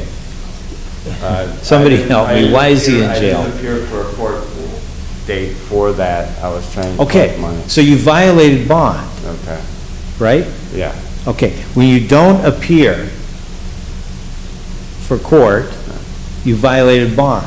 Did you violate the bond in the Painesville Municipal Court? yeah, So he put you in jail, he revoked your bond. right, So you're serving time there because you did not live up to your obligation, correct? correct. All right. When is that case going to be resolved? What's set on it next? I would like to resolve that case today if I could, Well, I'm not Judge Malcheski. but, I can't resolve that case. That case is with another judge in Okay. another court. Okay. Totally different building. okay. And what is set on that? Is something set for trial? Is something set for a pretrial? believe it's set for pretrial either at the end of this month or next month because they're waiting to see if there's a resolution in this case prior to resolving this case. Okay. Yeah, I wanted to resolve the felony first to see where I was going with that for the misdemeanor. All right. Well, right now, this case is set for jury trial December 27th. Okay. And I can tell you, based upon 22 years' experience here, it is very difficult to impanel a jury between December 25th and January 1st. Between Christmas and New Year's is the most difficult time in the year to impanel a jury. Right. You know why? Yeah. Because, well, the main thing is my church is most of my character witnesses. No. The reason why we can't impanel a jury guaranteed that is so difficult is because that's between Christmas and New Year's. If people have kids, they're off from school. A lot of times they make vacation arrangements that time of year. So I have to reconsider whether to even try to get in a jury here during that week. Right. So even though it's set for trial the week of December 27th, it's not a guarantee that it will go forward that week because I have to see if I think that we can get jurors here. And you don't want jurors who aren't a full cross-section of the community. I mean, you want jurors with kids, you want jurors with jobs, Right. You want jurors who sometimes take a vacation. Well, you won't get them that week. Right. So it won't be a well-rounded panel of jurors. understand. So why do you want to see the evidence in this case? Haven't you seen pictures of it? I'm not trying to escape. And isn't the evidence what they took from him? Yes, Your Honor. Okay. In addition to body camera footage from the incident. Okay. Yeah. So have you seen it's called discovery. Have you seen what the state provided to your attorney? I've seen the chemist lab pack and parts of the video and soundtrack from the arrest. Okay, so you saw the video, you saw that Right. he had police reports, and all the evidence is what you gave to the police, what they took off of you. Right. So you should know what the drugs look like, right? Right. Okay, so why do you want the evidence here today? No. Because you said that a few minutes ago, you want the There evidence was here. records from the proof that the waiver of speedy trial that I signed was signed under duress, and it was in a psych ward as a signature. Well, and it was that ever I wasn't filed? in my right mind when I signed that. Yes, Your Honor. The waiver of speedy trial was filed in this case on August 19th, 2022, because the defendant did accept an information offer and then decided at the time of the information hearing not to follow through with that plea. Okay. So, at first, you and the state agreed that you would forego indictment and that you would plead guilty to the prosecutor's charges. And then you backed out of that, right? So then they had to take it to the grand jury. I was under the misinterpretation that I had not signed the right of speedy trial. I didn't know that because I was unconscious when I signed it. I was sick. I have the dates here signed by the head CO.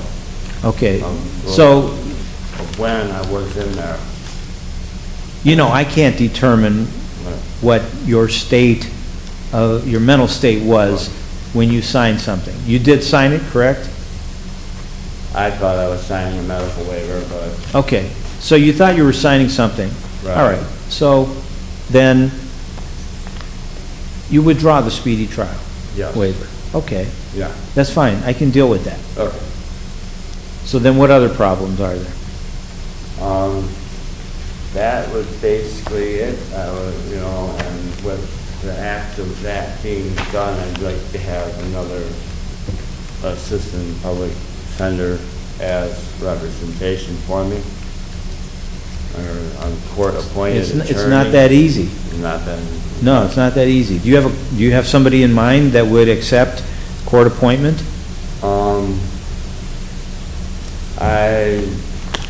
It was really, Nicole. Nicole who? Nicole Bunk, Nicole Milwaukee, she represents him on this. and she represented me on this. Is she with the Public Defender's Office? Yes. Now, see, that's one of the things that is not easy. I don't tell them how to do their jobs over there. I don't tell them how to assign cases. Here's the problem. If I let everyone who comes in here and says, I want to change attorneys within the Office of the Public Defender, if I did that, this year alone, I would have done it probably 50 or 60 times. You can imagine that you can't run an office if you got some judge changing things up on you. You understand? That's a law firm. It's a public law firm, and they have a properly appointed head of that called the public defender, and she runs the office as she sees fit. And I don't interfere with the way she runs her office. That's her job to do. So the most I can offer you is if you have someone in mind and they agree to take the case and they're willing to work for what our public attorneys work for, the hourly rate, which they're published, the attorneys would know about that, then I would consider appointing that person. But I will not order the public defender to switch attorneys within the office. Okay. I understand more when Vanessa came to visit me, that what she said now, you explained, filled in some stuff for me. Thank you. I believe Bob Leach, which I still owe some money for losing my business, would be my first choice. Well, here, one other thing you need to understand He has about private attorneys. Yeah. Number one, it costs them more per hour to run their office than we pay. Okay. So, all right, I did not know. Okay? So even if we pay them $70 an hour, it probably costs them $100 to $125 an hour Yeah. without making any profit, just to meet their expenses for that hour. That's how much it costs to run an office. So any attorney you ask to do that will be donating his or her time to the county, to the public good. Yes. Okay. This is why we have attorneys on payroll called the Public Defender's Office. Okay. All right. Thank you.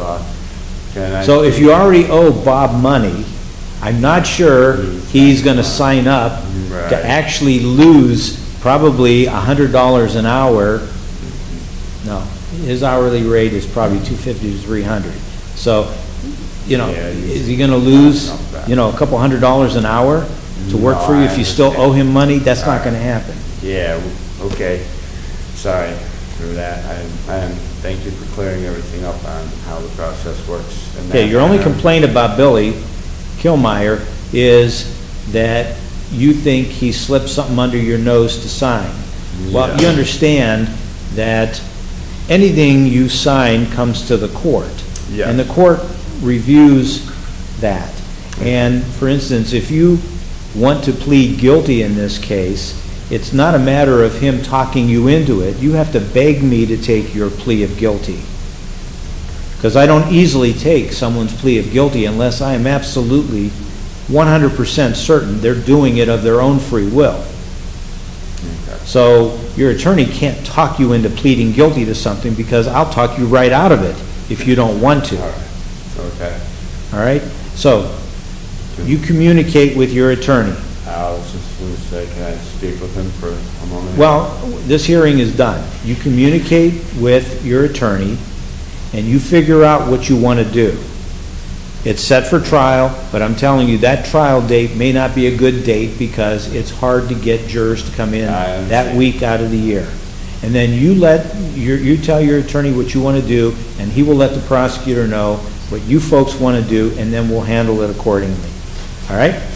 All right. Is that fair? Yes, sir. All right. I'll see you next time. We're adjourned. Thank you, sir.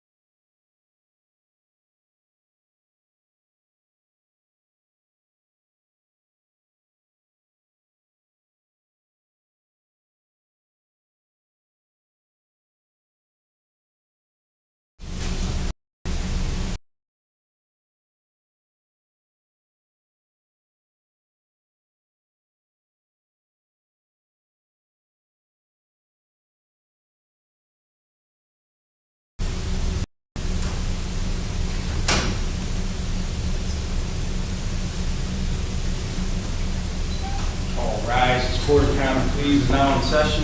The Honorable Eugene A. Lucci presiding. Take a seat.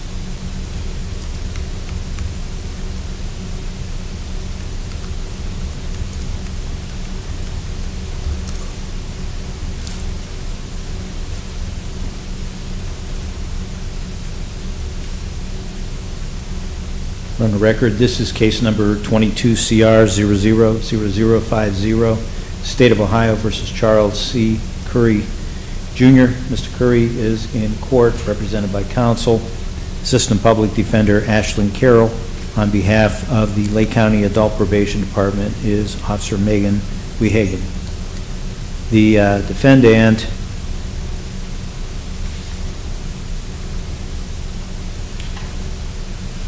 entered a plea of guilty to the lesser included offense to count 1, attempted failure to verify current residence address, a felony of the 3rd degree. I sentenced the defendant on June 13th, 2022 to 2 years of community control sanctions.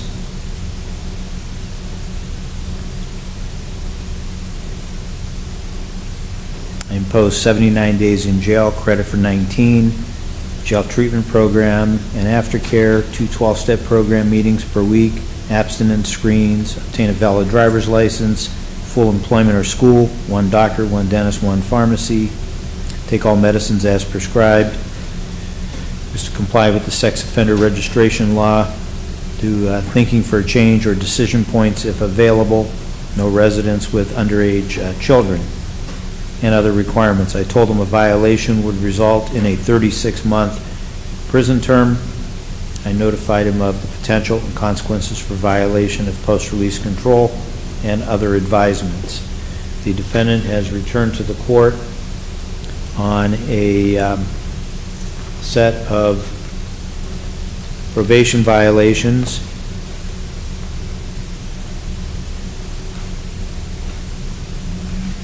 The probation violations are documented and set forth in an affidavit signed by the probation officer on September 26th, 2022.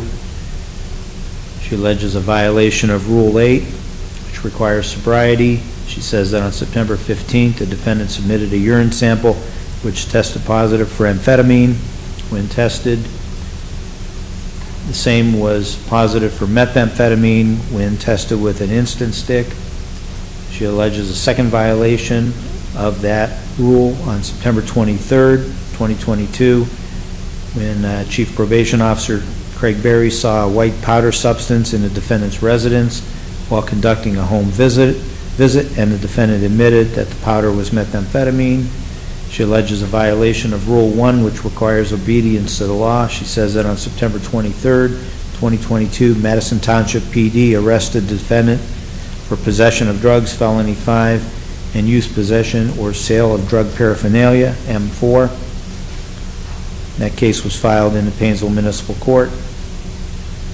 And a third violation of Rule 8, when on September 23rd, the defendant submitted a urine sample which was positive for methamphetamine when tested with an instant meth stick.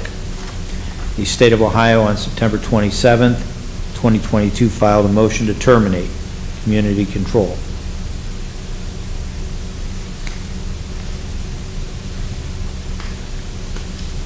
I've met with defense counsel and probation officer in chambers,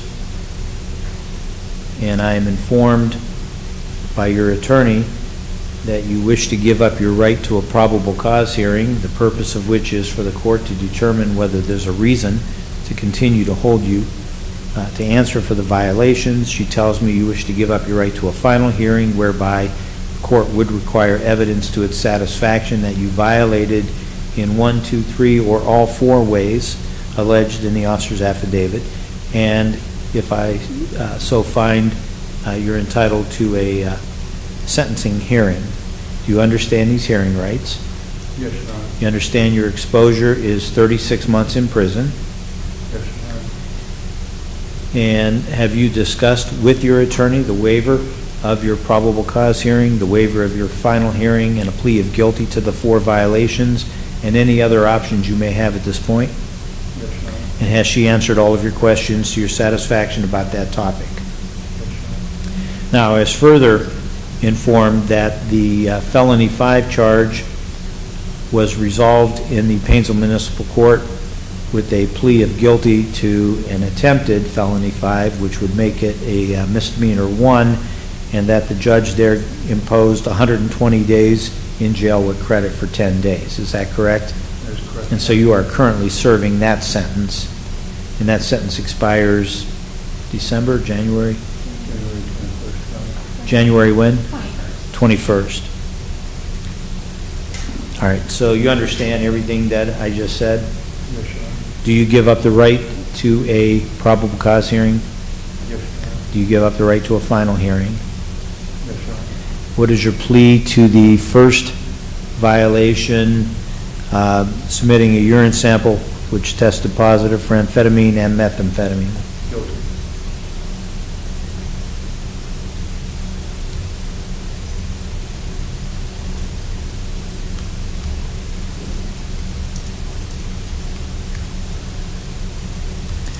Your plea to the second violation, the having the white powder, which was methamphetamine? Guilty.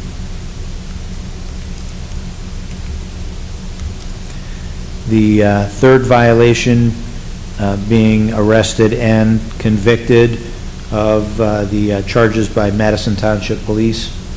Guilty.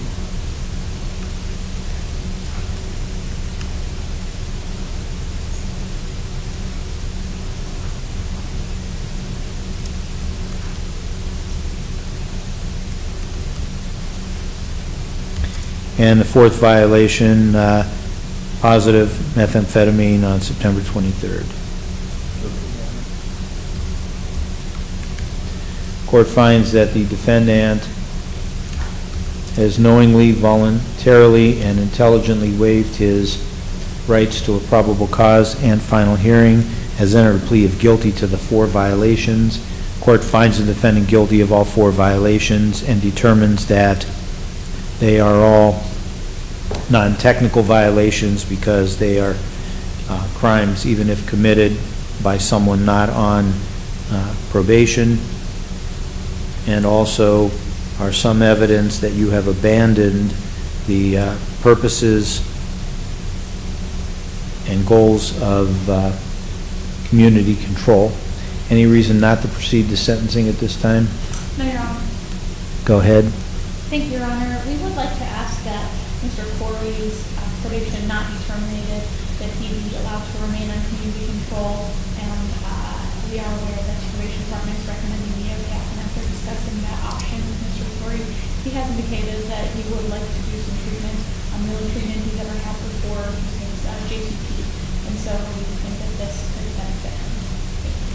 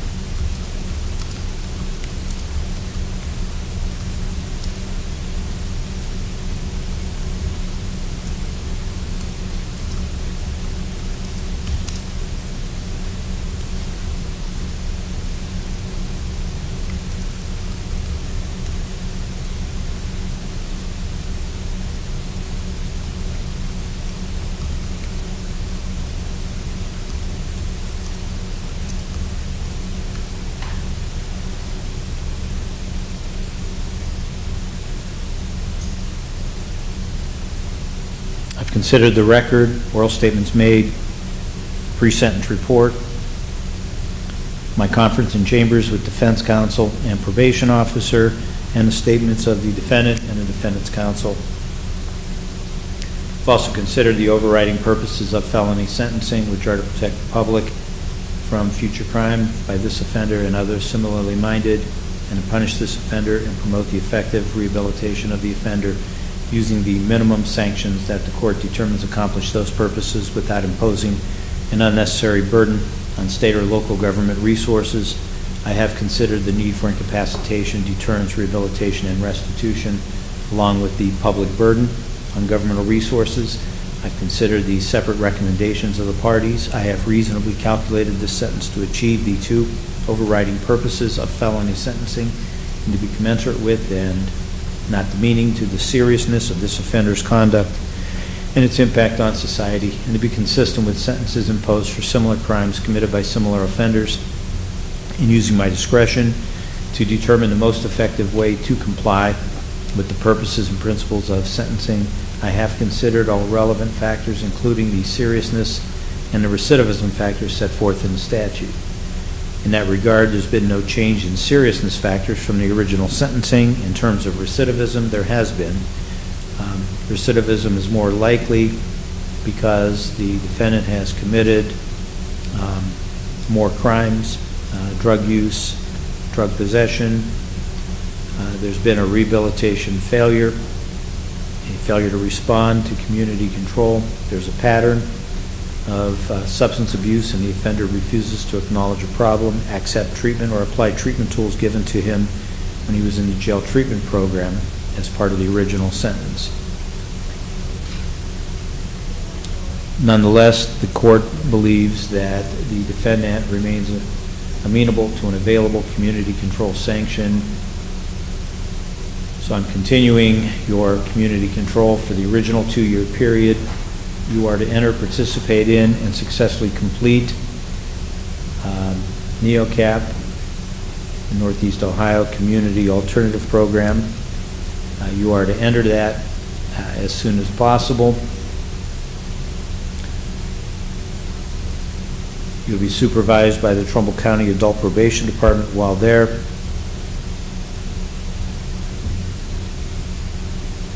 The NeoCap time is concurrent with the Painesville Municipal Court sentence.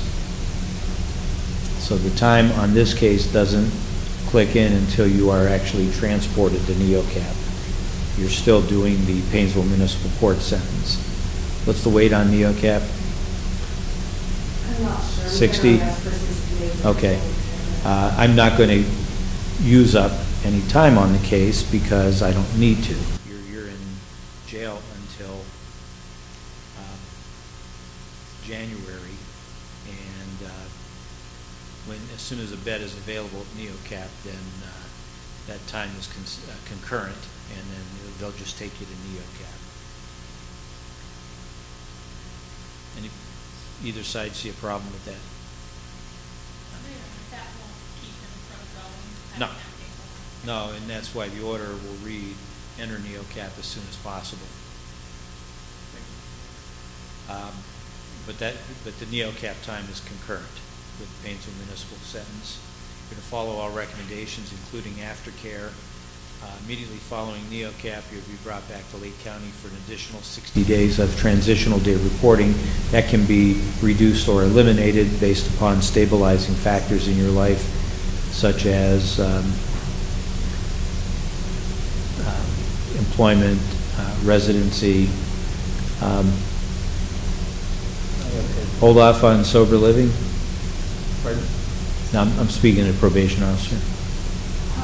Do you have a place to live? Yes, Your Honor. So we're looking for half to be assessed with this All right, we'll hold off on that. All other conditions remain as ordered on June 13th of this year. A violation of this order will result in a prison term of 9, 12, 18, 24, 30, or 36 months.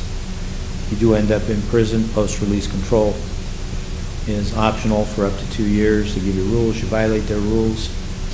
As part of the sentence, they can return you up to 9 months for any one violation and up to 1/2 the original prison term for all violations together. All of that time is part of the sentence. Should the violation of post-release control be a new felony, in addition to going to prison on the new case, you can go back to prison on this case for the greater of 1 year, or whatever length of time remains unexpired on that potential 2 years of PRC. All of that time is part of the sentence. Anything further from the defense? No, Your Honor, thank you. Probation? No, Your Honor. All right, good luck. We're adjourned. Thank you, Your Honor.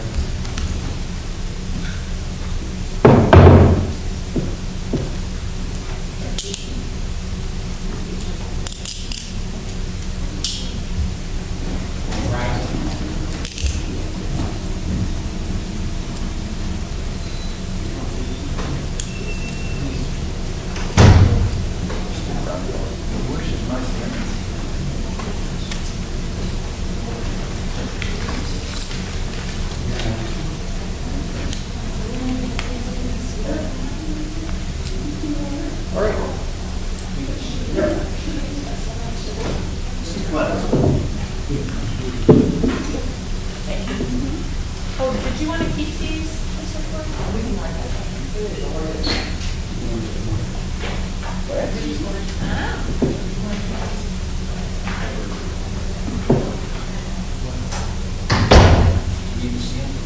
Yeah.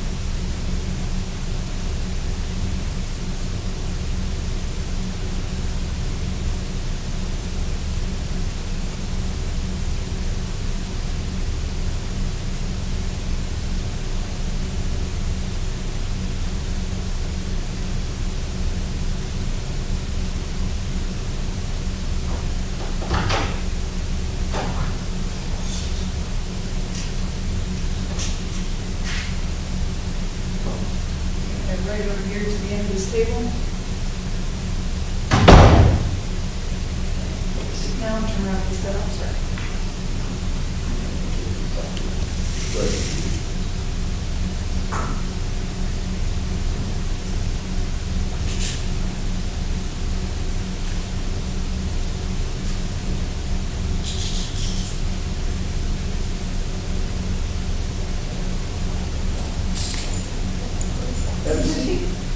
Watch the chain of the wheels.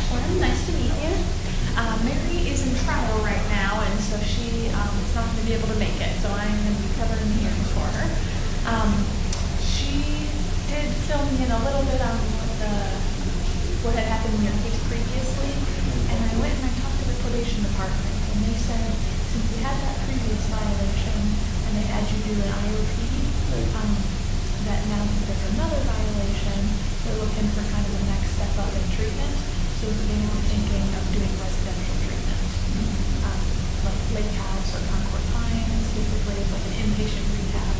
We're there for 30 to 90 days, whatever they determine that you need, and we just do the treatment while staying there. What are your thoughts on that? I'd rather not. I mean, I like to do stuff for my mom because that's what I live with, but. Yeah. Well, you want to ask to do IMP again? I mean, yeah, that'd be good, but I'd like to go to that. Well, I doubt he wants to go to that, but we can make it. How old is your mom? 80. 80? Okay. Well, I will let him know that that's what we want to do, but then in order to do the inpatient, they will do it. Okay. So the violation then is detecting alcohol. So what we would do today is, for the initial violation, you're entitled to have 2 hearings, a probable cause hearing and a trial hearing. We would just waive those hearings and admit the violation, plead guilty, say yes, and that's acceptable. And then we would go straight to sentencing, and then we would tell them what we were asking for sentencing. Okay, and then how long would that, or would we do it today? Or? You would do it today, yeah. Okay.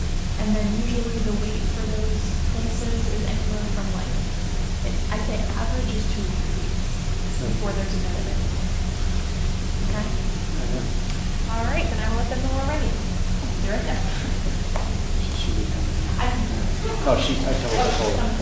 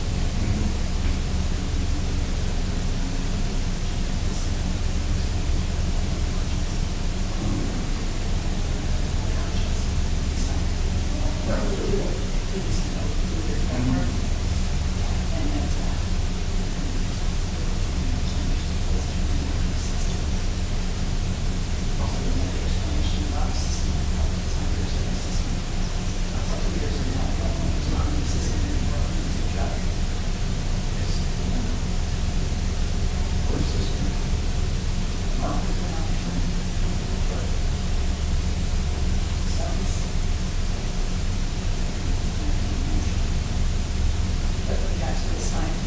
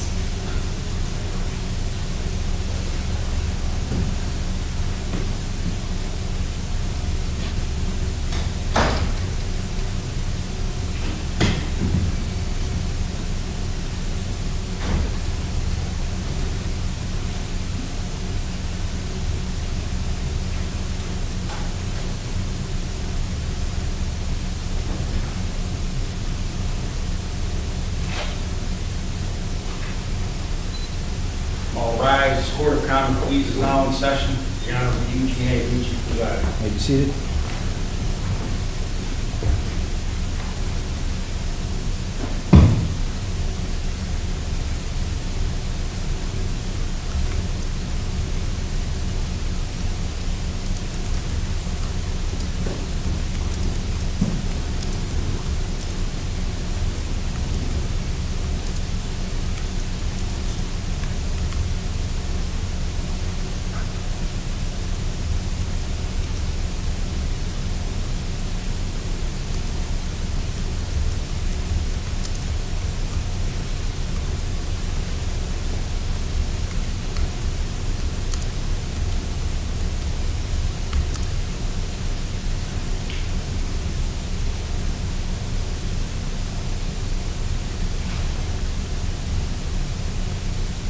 This is case number 19 CR 001372, State of Ohio versus Keith A. Moyer. Mr. Moyer is in court represented by counsel, Assistant Public Defender Ashlyn Carroll. Representing the State of Ohio is representing the Adult Probation Department is Probation Officer Megan Wehagen. The defendant was here on June 1st of 2020. Pled guilty as charged. Count 1, aggravated possession of drugs, felony 3 with a presumption for prison and a forfeiture specification. I referred him for a pre-sentence investigation. I held sentencing on June 23rd, 2020 and imposed 3 years of community control with 70 days in jail, credit for 10, jail treatment program, 12-step program meetings. I suspended his license, ordered him to have full employment.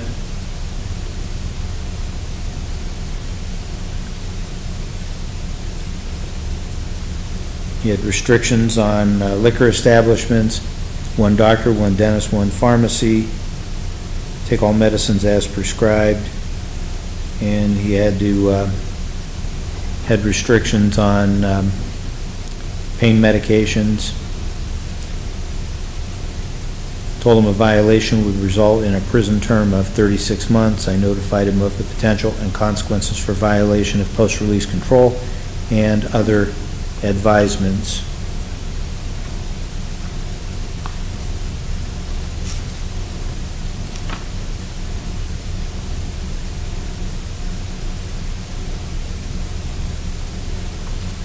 The defendant returns to the court on a probation violation.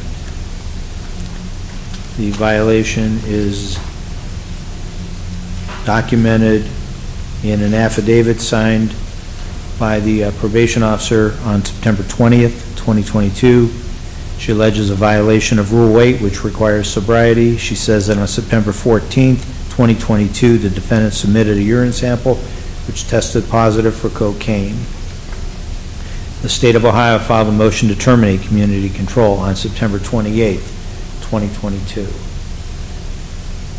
I've met with defense counsel and probation officer in chambers to find out the positions of the participants, and I am informed by your attorney that you wish to give up your right to a probable cause hearing, the purpose of which is for the court to determine whether there's a reason to continue to hold you to answer for the violation. She tells me you wish to give up your right to a final hearing whereby the court would require evidence to its satisfaction that you violated in the way alleged in the officer's affidavit, and if I so found, you're entitled to a sentencing hearing. Do you understand these hearing rights? Have you discussed with your attorney the waiver of these hearing rights, a plea of guilty to the violation, and any other option you may have at this point? Yeah. And has she answered all of your questions to your satisfaction about that topic? Yeah. Do you give up the right to a probable cause hearing? Yeah. Do you give up the right to a final hearing? Yeah. What is your plea to the violation of positive for cocaine? Yeah. Guilty? Was that guilty? Yeah. Court finds that the defendant has knowingly, voluntarily, and intelligently waived his rights to a probable cause and final hearing, has entered a plea of guilty to the violation. Court finds the defendant guilty of the violation. Any reason not to proceed? Thank you, Your Honor. Go ahead. Thank you, Your Honor. We would ask the court not to terminate his community control sanctions. And Mr. Moyer and I did discuss asking the court for treatment after this violation, and he's indicated that he would prefer to do an outpatient program, as he does help to do things for his mother, who's 80 years old, but he does recognize that he has done IOP before, and with this being a second violation, that the probation department is recommending an inpatient program instead. He has acknowledged that treatment would be helpful and has recognized that if he's ordered to do that he will do that and will successfully complete that. Thank you.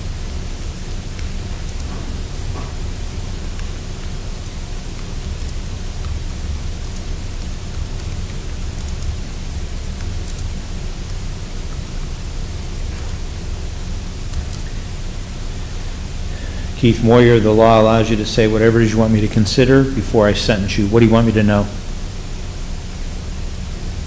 I need treatment, I know that. And like you said, I would prefer to be able to help my mom out, but it's up to you.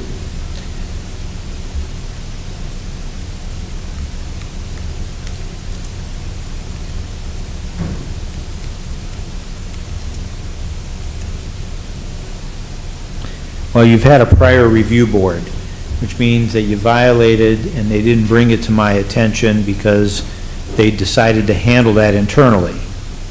You remember the prior review board that you had? Yeah. Okay, well, that was an extra break given to you. That was after the break where I decided not to send you to prison, even though there was a presumption for prison. So you've received a few breaks here. And you're not going to be able to do this outside on your own. You need to be in some place.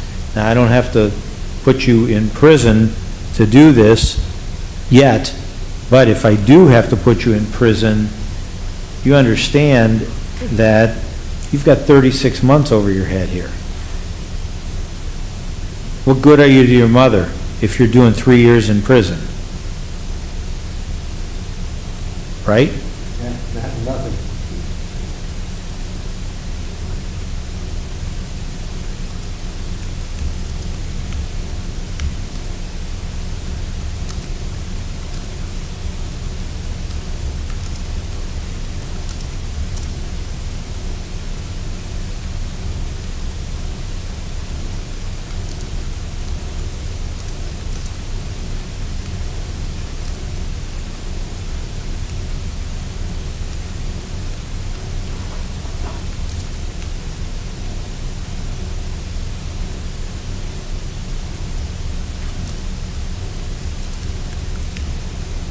I've considered the record, oral statements made, pre-sentence report, my conference in chambers with defense counsel and probation officer, and the statements of the defendant and the defendant's counsel. I've also considered the overriding purposes of felony sentencing, which are to protect the public from future crime by this offender and others similarly minded, and to punish this offender and promote the effective rehabilitation of the offender using the minimum sanctions that the court determines accomplish those purposes without imposing an unnecessary burden.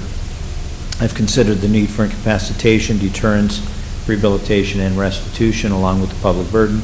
I've considered the separate recommendations of the parties.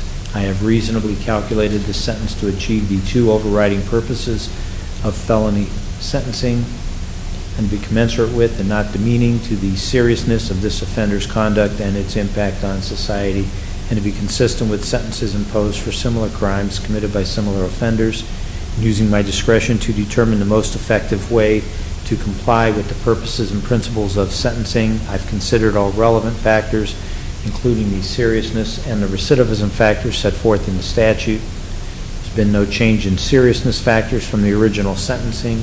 However, recidivism is more likely because of the rehabilitation failure to respond to community control, the prior review board violation. There's a pattern of substance abuse and the offender refuses to acknowledge a problem or accept treatment or apply the treatment tools previously given to him in the jail treatment program.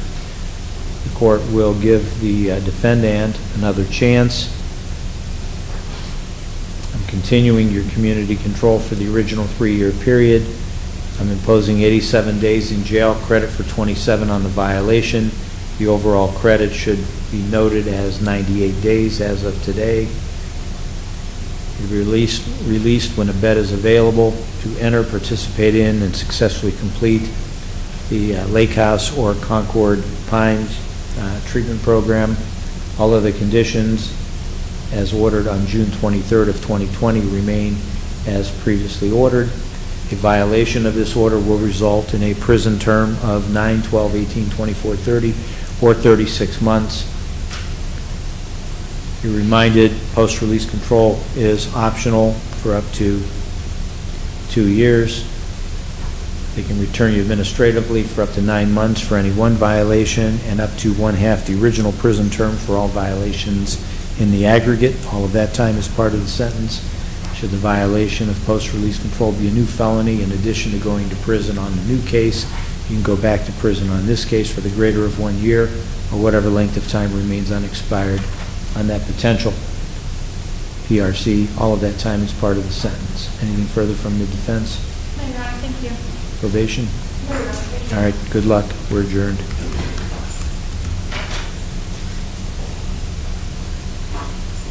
We're off the record. All right.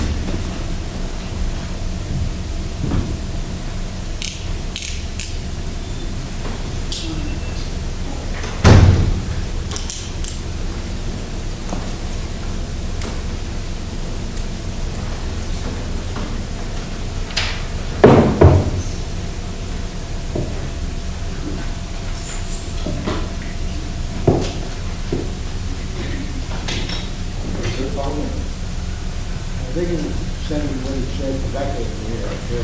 Yeah, I'll make a note to print everything out. It usually takes a day before they give the entry. Once they put the entry in, I'll print it out and send it to the jail for you. Yeah, that's okay. He gave you basically 60 days in jail, but you can go to treatment as soon as you're back.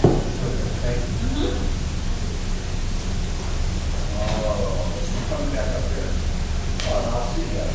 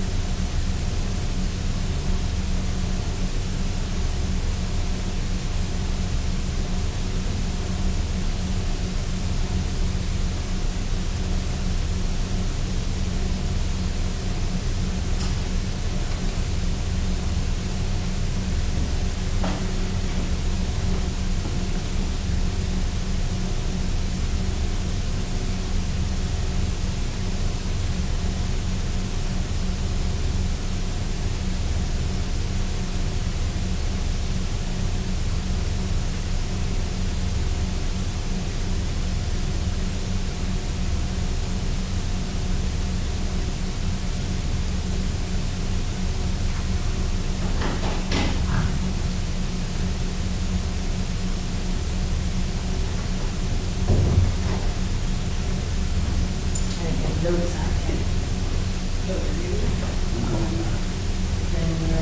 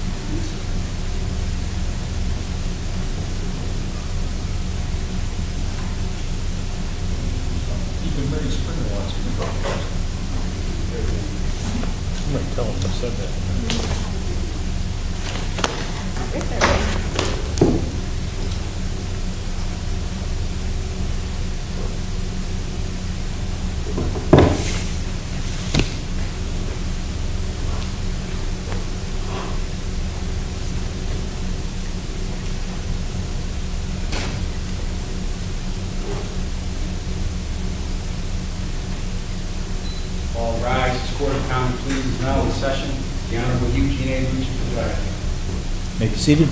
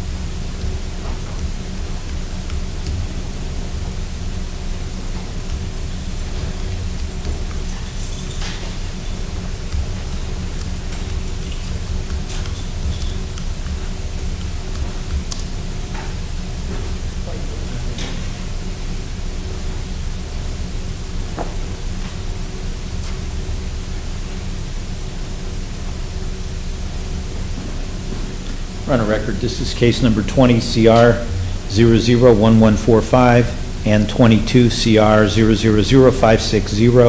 Both cases, State of Ohio versus Wayne E. Ferguson. Mr. Ferguson is in court, represented by counsel.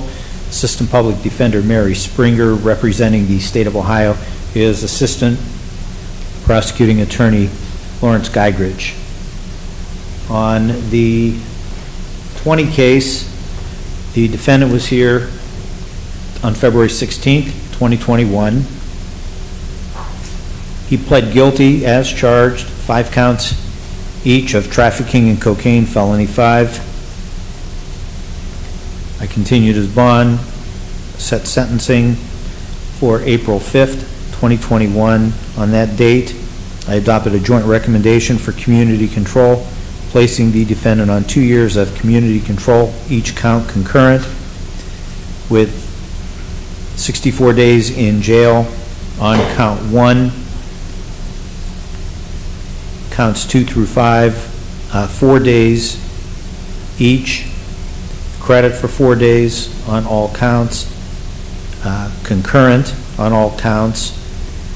The balance on count 1 would be served on diversion with GPS, with release for medical, probation, maintenance purposes. I established a curfew, 8 p.m. to 6 a.m. daily. He was to complete an intensive outpatient treatment program, follow all aftercare, abstinence screens, 2 12-step program meetings per week, 1 doctor, 1 dentist, 1 pharmacy, take all medicines as prescribed, and forfeitures. Told him a violation would result in a prison term of 12 months on each count, consecutive for 60 months.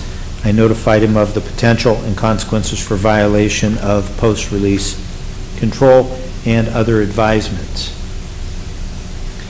The defendant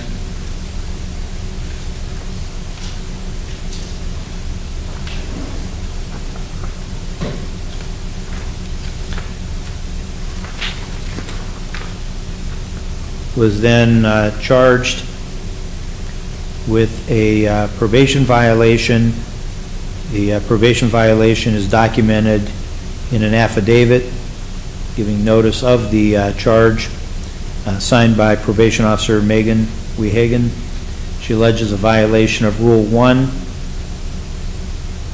which requires obedience to the law. She says that on August 9th, 2022, the defendant pled guilty to possession of cocaine, felony 5, in the Lake County Common Pleas Court, case number 22 CR 000560. That's the other case here today. And a violation of Rule 8. She says that on May 28, 2022, the defendant was in possession of crack cocaine. The State of Ohio filed a motion to terminate community control on August 11th, 2022.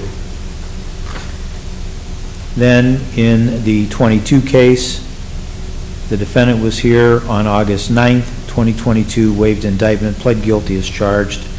1 count of possession of cocaine, felony 5, and a forfeiture specification. I referred him for a pre-sentence investigation and report, set sentencing. The defendant is before the court today for disposition of both the probation violation and the sentencing on the new case, which is premised on the probation violation.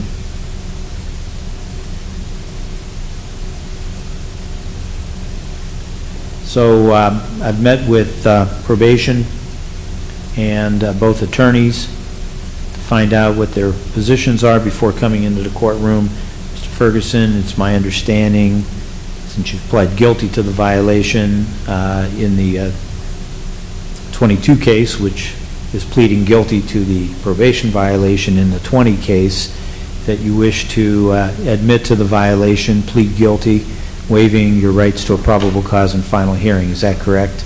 Yes, sir. And so your plea to the probation violation in the 20 case? Yes, sir. What is it? Yes. All right. Court finds that the defendant has knowingly, voluntarily, and intelligently waived his rights to a probable cause and final hearing, has entered a plea of guilty to the violation. Court finds the defendant guilty of both violations and determines that they are both non-technical.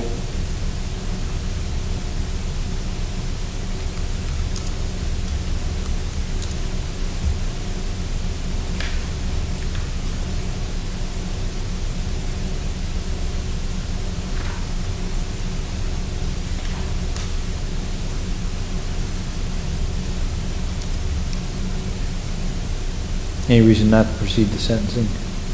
Go ahead. Thank you. Your Honor, Mr. Ferguson is a 64-year-old man who has 65 now, Your Honor. Mr. Ferguson is a local Paynesville resident, and he's been on probation with this court, obviously in the 2020 case. And at the time of the new offense, Mr. Ferguson was struggling with a couple of things related to the death of his mother. Mother's Day was coming up. He had not processed some of the grief that he had in relation to that, and unfortunately had made the decision to have crack cocaine on him, and he was stopped in Paynesville. He was cooperative with the police officer. After this stop happened, he made contact with his probation officer and informed her of what happened. He then called the public defender's office and made contact with our office to let us know. And then most importantly, he made contact with his treatment providers. Mr. Ferguson was engaged in services at Lake Geauga during the pandemic. It was only virtual services, and he was struggling to participate in the Zoom and was just doing that via telephone. And so Mr. Ferguson became aware after the new offense that he could go back into Lake Geauga in person and participate in IOP in person there. And so Mr. Ferguson has been doing that while the case has been pending. He has really embraced the treatment. He's put a lot of his time and effort into it. He's felt like it has helped him a lot. It's given him a lot of tools. And it's something that he feels is important to moving forward. And he did that because he knew he needed to. And Mr. Ferguson has received glowing reviews from the workers at Lake Geauga. He completed that program with a small additional problem that they will not allow a person to successfully complete IOP if they use marijuana, even medicinally. And so Mr. Ferguson, realizing that he would not be able to receive a certificate, although he did complete all the programming, reached out to another treatment provider, to Signature Health recently, and he just wants the court to know that he's really trying to do everything he can to get back on the right track, that he knows that he made a mistake. He's certainly taking responsibility and accountability for that, and he knows that he has to face whatever consequences the court is going to give him today, and he is prepared to do that. But he just wishes the court to consider the efforts that he's made to getting on the right track, consider the fact that he is a veteran. He served in the Army from 75 to 78, and he is a prostate cancer survivor who recently has had some additional symptoms that lead the VA to believe that it may be reoccurring. And so he has upcoming appointments with the VA coming up next month. So he asks the court to consider those factors and the things that I've outlined in fashioning an appropriate sentence for him today. Thank you.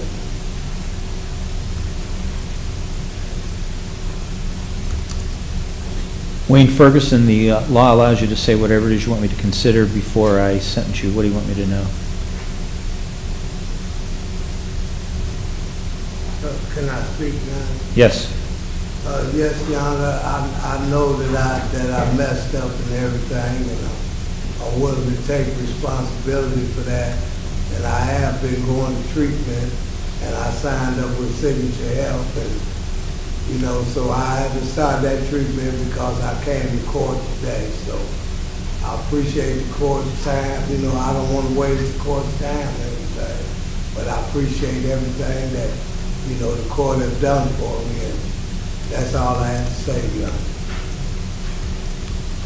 All right. Let me hear from the state. Thank you, Your Honor. The state of Ohio would recognize that the defendant put himself back into treatment, and I would ask the court to take that into consideration in the fashion of sentence that would be appropriate in this matter. Thank you. Megan, he never did the IOP yet? Or did he?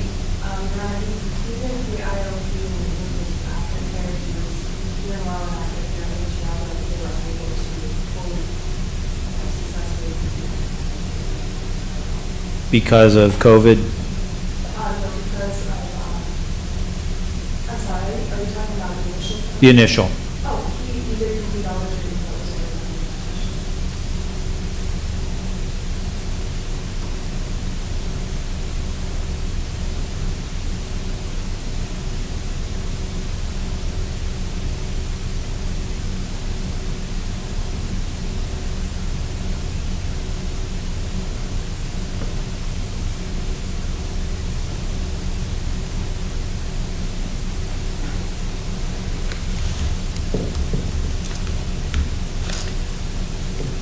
You getting all your care at Signature Health?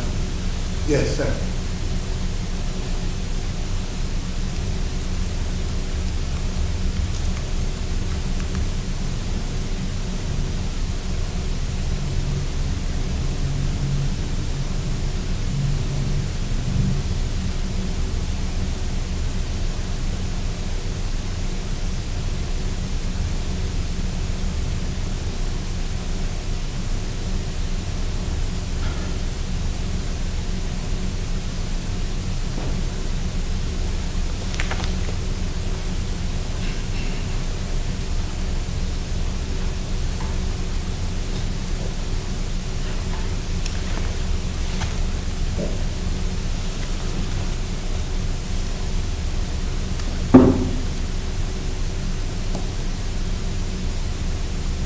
Are you still following the curfew? You lifted the curfew. I did lift it.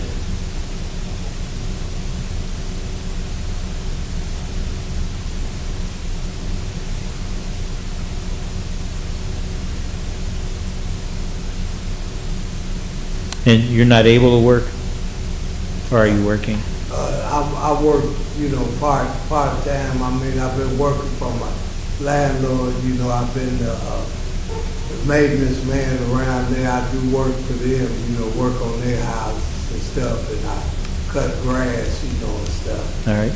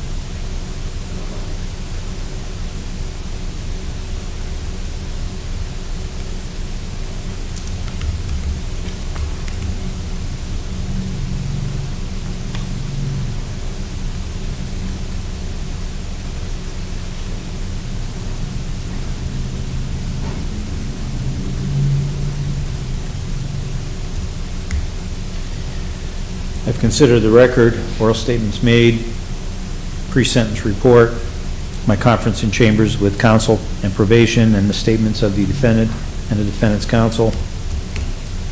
I've also considered the overriding purposes of felony sentencing, which are to protect the public from future crime by this offender and others similarly minded, and to punish this offender and promote the effective rehabilitation of the offender using the minimum sanctions that the court determines accomplish those purposes without imposing an unnecessary burden on state or local government resources.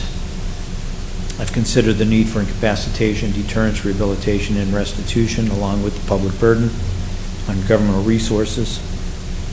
I've considered the joint recommendation of the parties for a community control sanction. I have reasonably calculated this sentence to achieve the two overriding purposes of felony sentencing and be commensurate with and not demeaning to the seriousness of this offender's conduct and its impact on society, and to be consistent with sentences imposed for similar crimes committed by similar offenders, and using my discretion to determine the most effective way to comply with the purposes and principles of sentencing.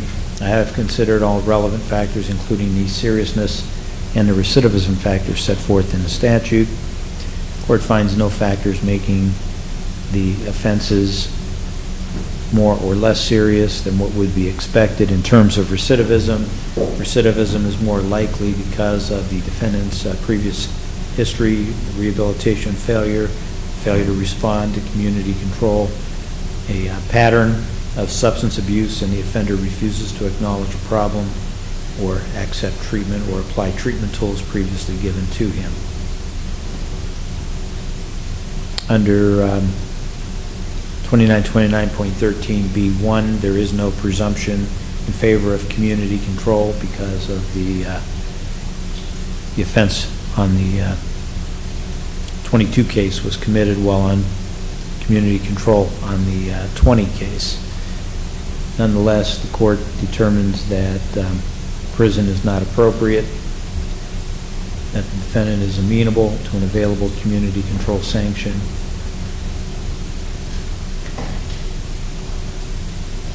Accordingly, the sentence in the 20 case is modified in its entirety to what I am imposing today, and the sentence in the 22 case is also conformed to what I am imposing today. So the court imposes a period of community control on each case, both the 20 and the 22, until February 1st of 2024. Each case, each count concurrent. You are to enter, participate in, and successfully complete a relapse program at Signature Health and follow all aftercare recommendations, abstinence from alcohol and drugs of abuse, periodic screens to monitor your compliance, minimum of 3 12-step program meetings per week, have a sponsor, and be involved in a home group. Engage in employment as capable. 1 doctor, 1 dentist, 1 pharmacy at any one time prescribing or filling prescriptions within any particular specialty area. You're to inform the adult probation department of any change of provider, sign medical releases so that they can monitor drug-seeking activity on your part, and you're to inform your providers of your addiction. You're to take all medicines as prescribed, forfeit all contraband and instrumentalities, pay the costs of prosecution, confinement, community supervision, treatment, and court costs. A violation of this order will result in a prison term on the 20 case, 12 months, each count consecutive for 60 months. On the 22 case, 12 months consecutive for a total of 72 months. If you do end up in prison, post-release control is optional for up to 2 years. They can return you to prison for up to 9 months for any one violation, and up to 1/2 the original prison term for all violations in the aggregate. All of that time is part of the sentence. Should the violation of PRC be a new felony, the judge in a new felony case, in addition to sending you to prison on the new case, can send you back to prison on this case for the greater of 1 year or whatever length of time remains unexpired. on the potential 2 years of PRC. If you do end up in prison, you may be able to earn credit capped at 8% of time to be served by engaging in programming. So long as you owe any court costs and you are not in prison, you may be able to substitute community service to pay it off at the rate of $10 per hour. Each hour of work performed reduces the judgment by that amount. So long as you owe any court costs, the state can block your motor vehicle license plates until they are paid in full. Bond, if any, is released. And you know what? Instead of February 1st, make it January 31st so it doesn't click into a new month. Anything further from the state? When you're saying employment as able, Your Honor, how do you want to just employ? Pardon? How do you want that word, just employment as able? As able, by the way, but not in any establishments that sell or purvey alcohol or drugs as the primary source of revenue. That was a previous condition. Any other questions on that? No, Your Honor. Ms. Maria? Thank you. Megan, anything further? All right. Good luck. We're adjourned.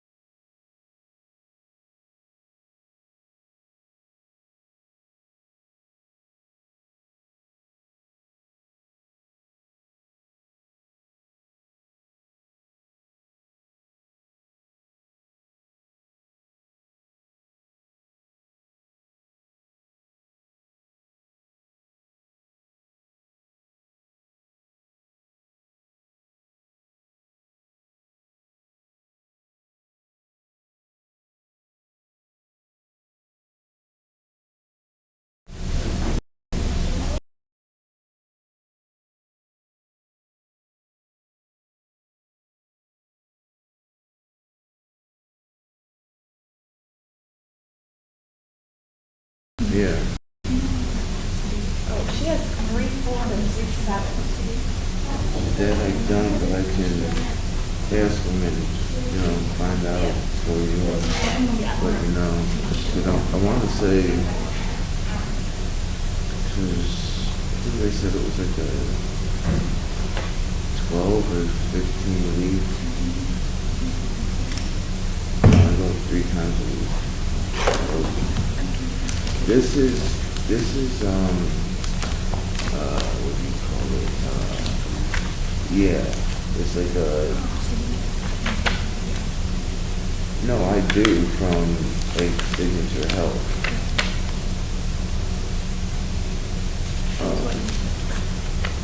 Oh, well, what would you call him? I mean, I can. All rise, Court of Common Pleas is now in session. The Honorable Eugene A. Lucci presides. Take a seat.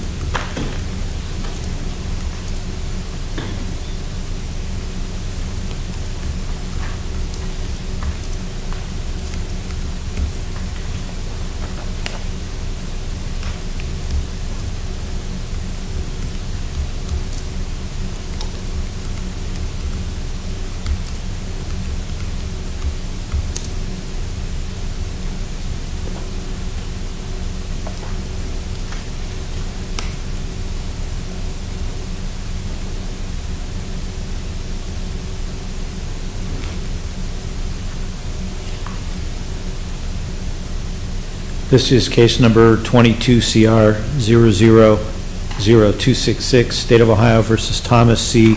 Rood. Mr. Rood is in court, represented by counsel.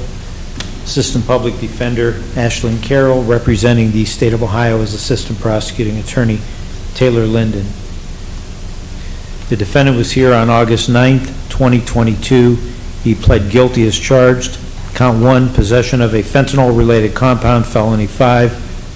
A Division B offense, and a forfeiture specification for contraband and instrumentalities.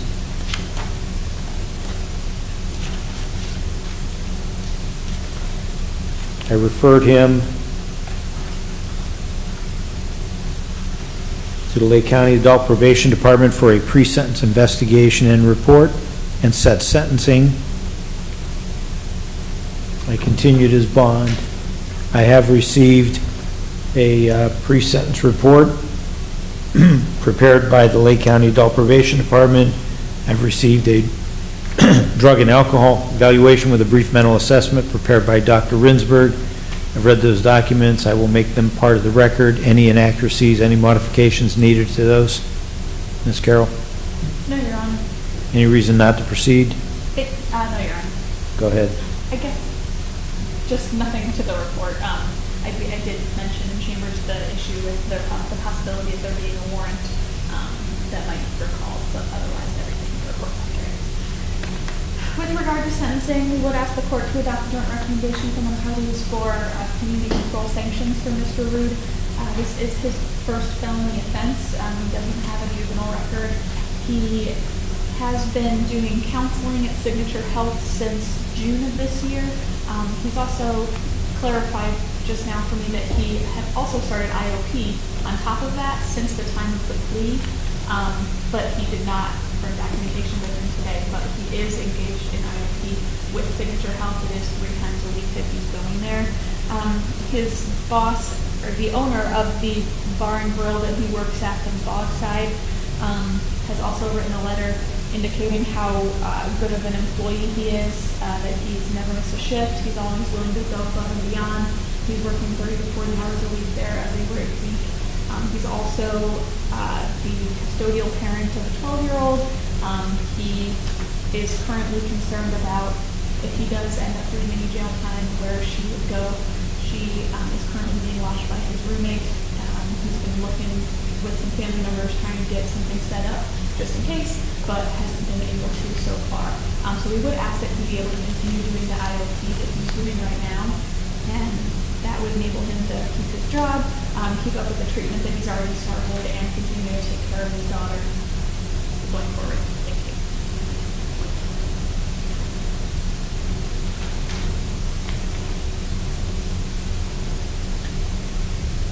Thomas Rude, the law allows you to say whatever it is you want me to consider before I sentence you. What do you want me to know? Just that I'm trying my best to do what I can and provide for my daughter and everything right now.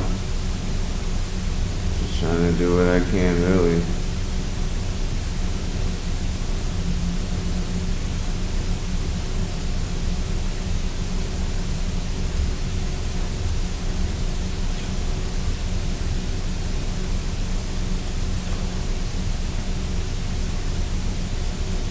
Let me hear from the state. Thank you, Your Honor. Your Honor, as indicated in chambers, the state is not opposed to community control sanctions. In terms of looking at the factors under 29, 29, 12, B, C, D, and E, for those that would make it more or less serious, there really isn't anything specifically there. But in terms of recidivism factors, the fact that there was a positive screen at referral, the fact that he does have a previous record, that being dating back to 2003 up until at least 2019, involving marijuana, obstructing the attempted theft and theft. Based on that, if he is placed in the Lake County Jail, we will be requesting that he complete the jail treatment program. As for any other prior factors, this is his first felony, and that's the reason that we're recommending community control sanctions.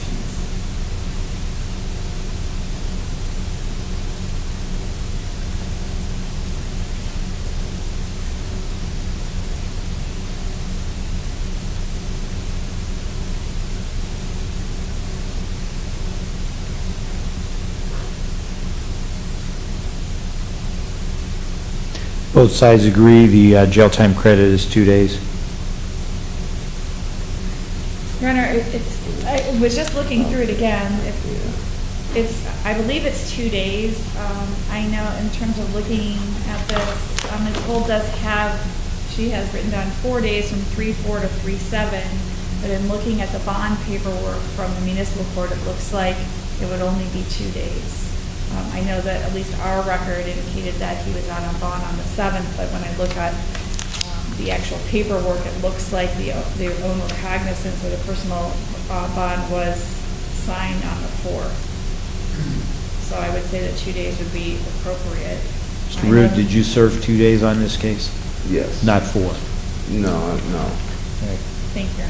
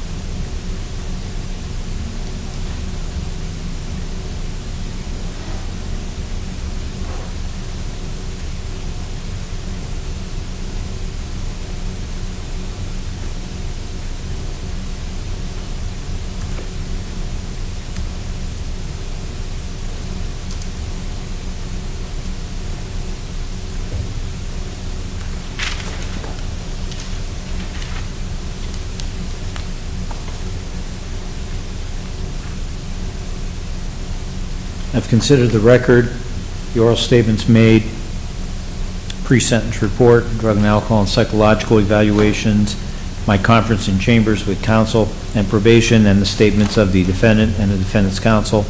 I've also considered the overriding purposes of felony sentencing, which are to protect the public from future crime by this offender and others similarly minded, and to punish this offender and promote the effective rehabilitation of the offender using the minimum sanctions that the court determines accomplish those purposes without imposing an unnecessary burden on state or local government resources.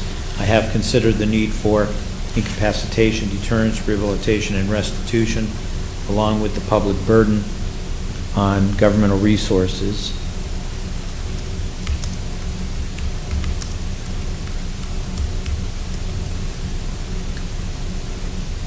I've considered the joint recommendation of the parties for a community control sanction. I've reasonably calculated this sentence to achieve the two overriding purposes of felony sentencing and be commensurate with and not demeaning to the seriousness of this offender's conduct and its impact on society, and to be consistent with sentences imposed for similar crimes committed by similar offenders, and using my discretion to determine the most effective way to comply with the purposes and principles of sentencing. I have considered all relevant factors, including the seriousness and the recidivism factors set forth in the statute. There are no factors making the offense more or less serious. In terms of recidivism, there are factors that make recidivism likely. The defendant's previous criminal history, including substances, rehabilitation failures, failure to respond to community control, there's a pattern of substance abuse, and the offender does not accept responsibility. He did test positive for marijuana on referral.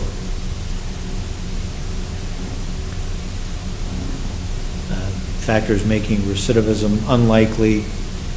He has responsibilities with his child, although he had those when he offended too. Under 2929.13b1, there is a presumption for community control. The court determines that the offender is amenable to an available community control sanction.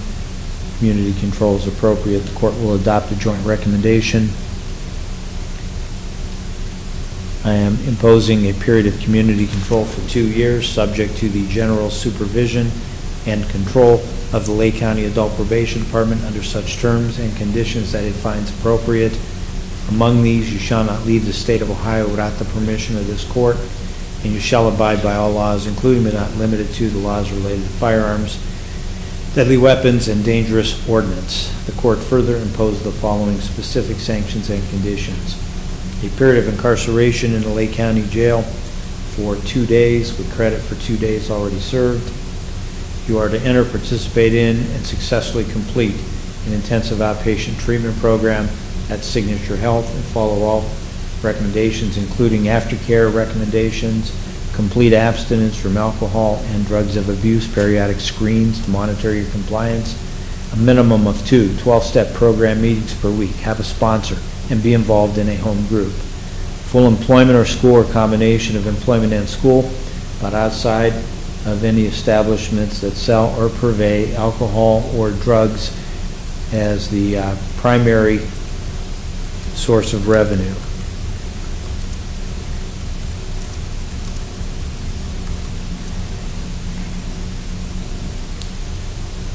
Where you work right now, is it a bar or is it a restaurant that has a bar?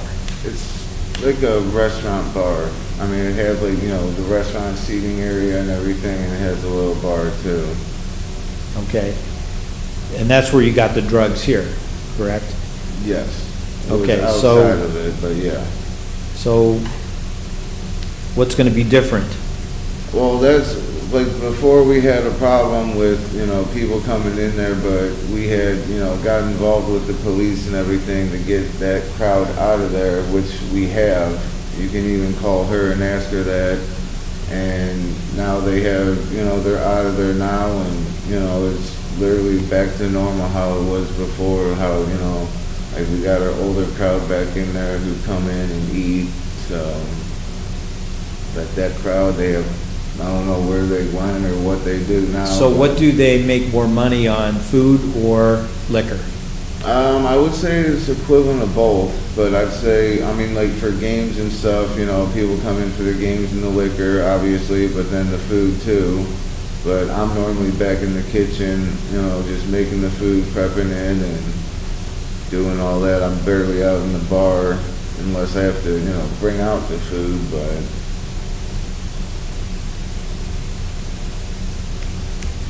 And it's called Bogside? Bogside Pub and Grill. All right, so I'll permit you to work at Bogside Pub and Grill? Bogside Pub and Grill, yes. The days I have off are, what is it, Mondays and Thursdays, and then the other days I work from pretty much 4 to close. Well, no alcohol, no drugs. One doctor, one dentist, one pharmacy at any one time, or in any one specialty prescribing or filling prescriptions for you. You're to inform the adult probation department of any change of provider, sign medical releases so that they can monitor drug-seeking activity on your part. You're to inform your providers of your addiction. You're to take all medicines as prescribed. You're to forfeit all contraband and instrumentalities, pay the costs of prosecution, confinement, community supervision, treatment, and court costs. A violation of this order will result in a prison term of 6 to 12 months. If you do end up in prison, post-release control is optional for up to 2 years.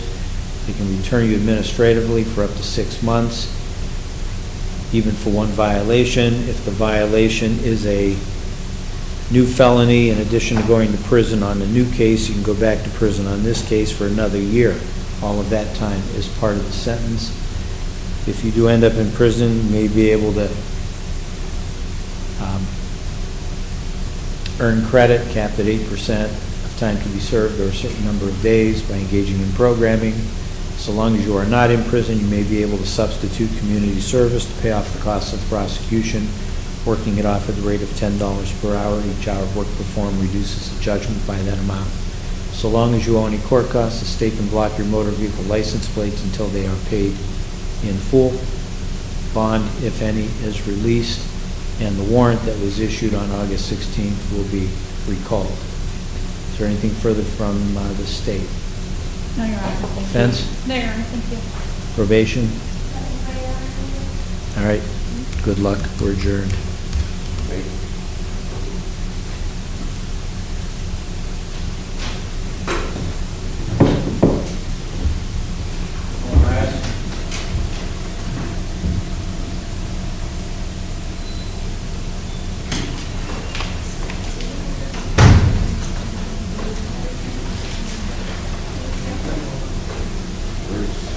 Should we go over there?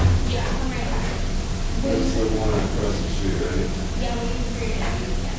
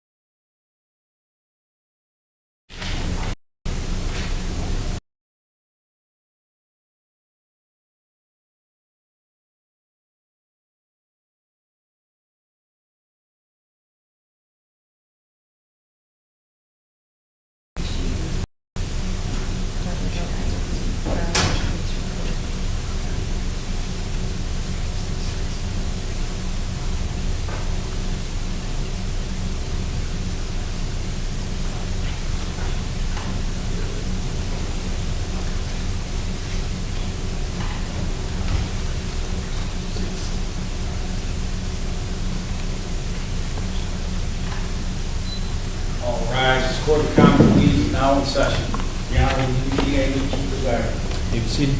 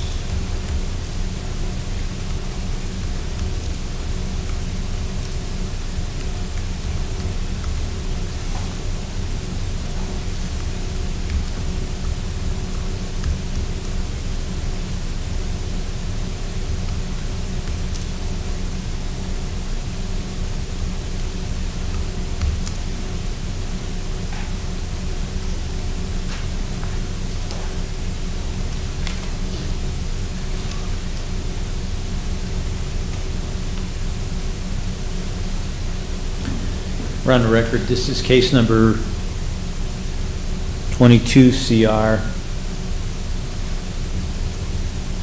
000256, State of Ohio versus Timothy S. Farrell.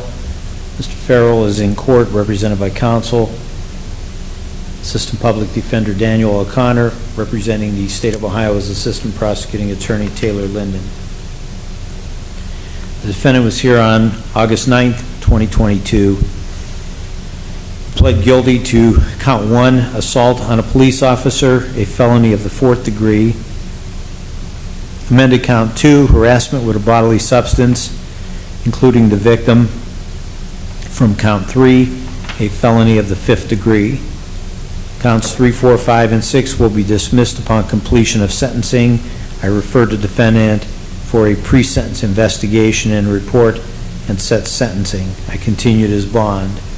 I've received a comprehensive psychological evaluation prepared by the court's forensic psychologist dated September 21st, 2022. I've received a pre-sentence investigation report by the Lake County Adult Probation Department dated November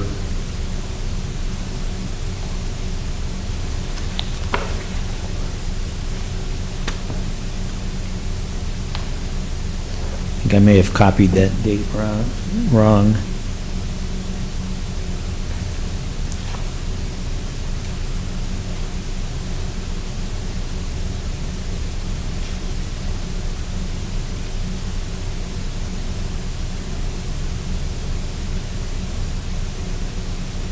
October 11th, 2022.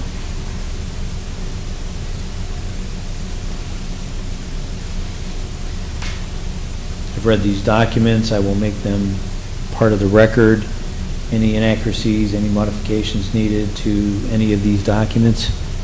No, Your Honor. Any reason not to proceed to sentencing? Your Honor, I'm prepared to proceed today. Go ahead. Thank you, Your Honor. Your Honor, in regards to sentencing, we would be asking the court to, Mr. Fair would ask for community control in regards to the matter. The reason we believe this is appropriate is due to the fact that Mr. Fair will be expressing responsibility as well as remorse here today. He recognizes that there has to be consequences for his actions. In regards to it, at the time, he had lost his longtime girlfriend of 16 years, Your Honor. They had had a long relationship. He was not in the best emotional state, and after having some beverages at celebration of life, he was not in the greatest of state. That doesn't excuse his conduct, and he's not going to try to excuse his conduct in that regard. But as far as mitigation as to what state he was emotionally, we believe that because of that, that should be taken into consideration for community control. Since this time, he has not had consumed any alcohol or any substances. He has been staying sober, working, and trying to establish a connection with his daughters who are in the custody of his stepsister at this time. One of those, he knows he has to earn his way back into their lives, and he has expressed a strong desire to do so by remaining sober and working full-time. He has 2 full-time jobs that keep him busy, and I believe keep him from unnecessary distractions. But he is willing to comply with whatever court orders this court deems appropriate as a condition of probation. He has already started brief counseling with mental health, and if the court had any further counseling concerns, he's willing to comply with those. But because of that, we would ask that he be given the opportunity on community control on these matters. If the court imposes any, goes along with the recommendation of community control, but imposes any jail time, we would just ask that he be able to have at least work release so that he's able to maintain his employment, as we believe that that stability helps him stay out of trouble, stay in the spot that he needs to be. We'd like him to be able to continue to process his grieving with some inner health, so that he stays away from substances and addresses his emotions in a healthy manner. And thus, we'd be asking for community control.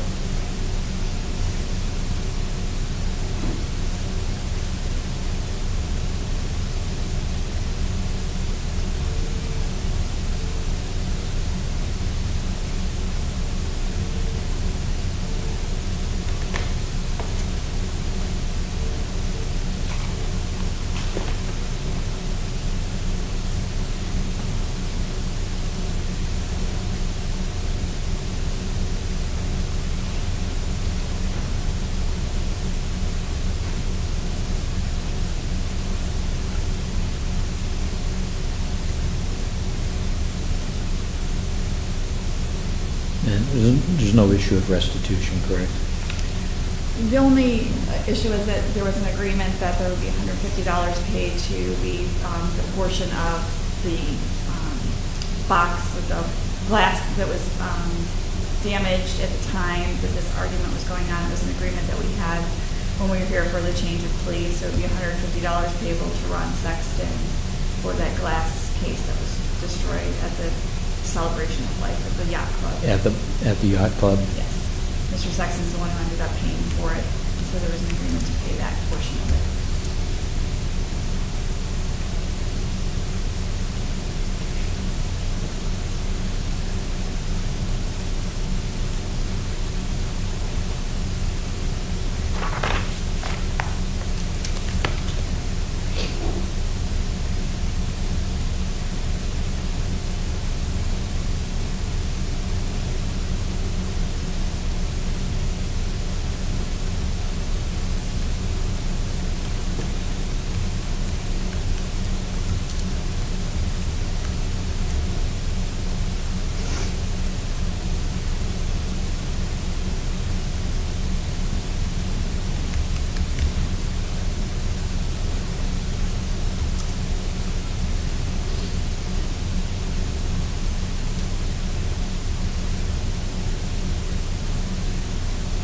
Timothy Farrell, the law allows you to say whatever it is you want me to consider before I sentence you. What do you want me to know? I want you to know that I'm taking responsibility for what I did. And I'm not trying to make any excuses, because there's no excuse for acting like that.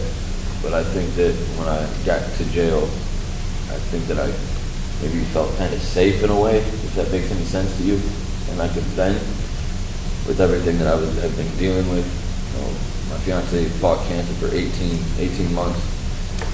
It was really hard. Like, it was really hard to go through and watch her die, you know? And then that night that this happened, pictures of her and my children, and I don't know, there's no excuse for it, but I don't know why I acted that way. I don't act like that way anymore. I've just recently started seeing my daughter, my 14-year-old daughter. I didn't see her for 5 years. I just seen her yesterday night. I've seen her 3 times in about the past month and a half. And we're trying to reconnect, you know. And I have a 5-year-old daughter that we haven't wanted her to meet me yet, because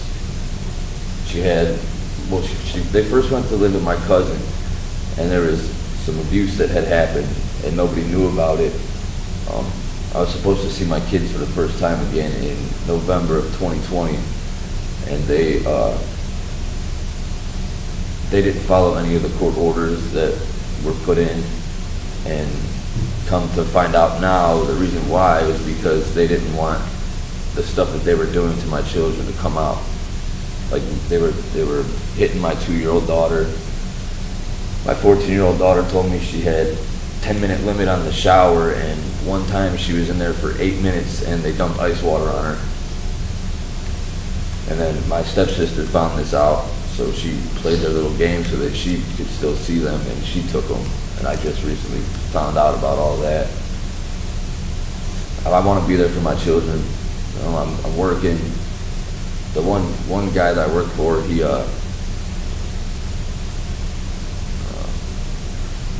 I work for him a lot. I spend as much time with him as I can because I kind of want what he had, you know.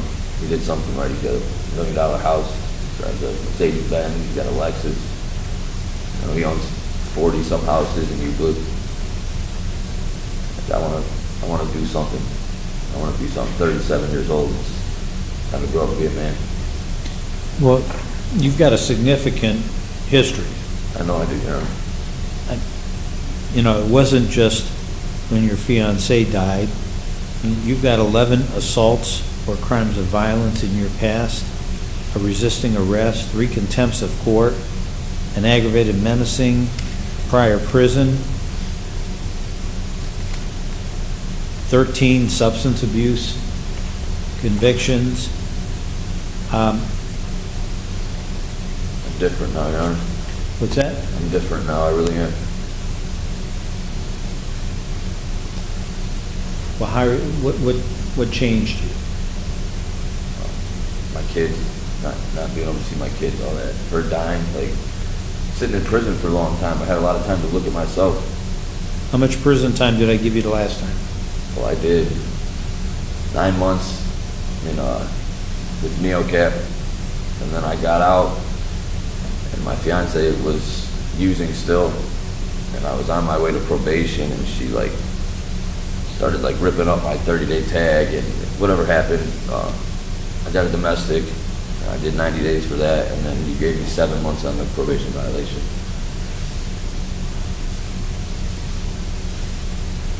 And then when I got out of prison, me and my fiance were at Walmart, and something happened where the machine thing was messed up on her or something, and then the lady that was running the self-checkout thing was like, it was right during COVID.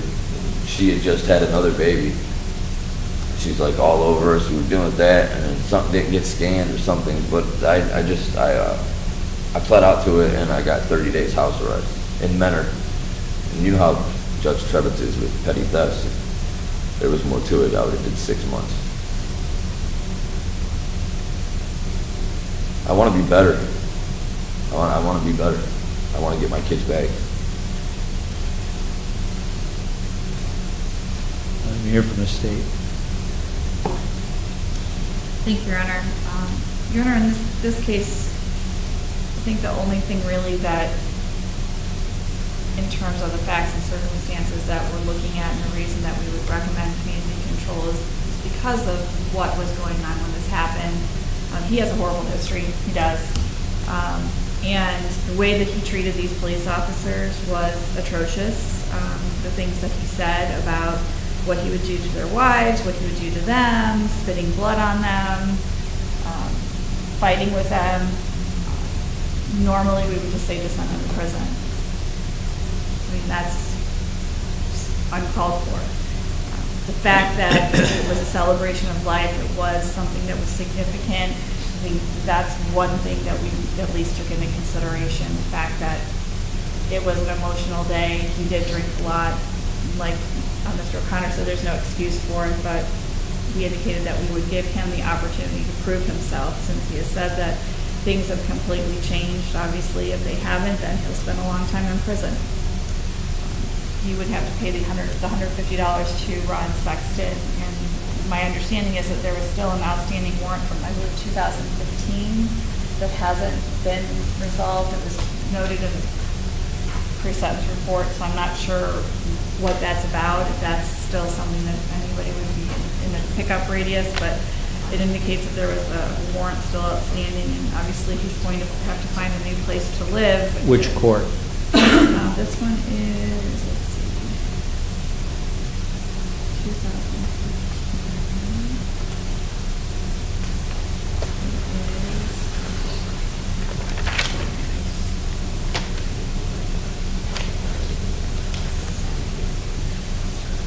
Cleveland Municipal Court, 15 CR 518726. It was issued on September of 2015. It shows that it's still active.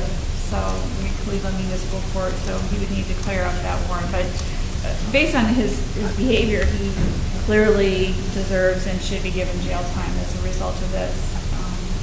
Not sending him to prison is based on the facts and circumstances of this particular offense, what happened that day, the fact that he has been doing something since then, but obviously time will tell. But he should definitely spend time in jail as a result of that, as consequences for his actions.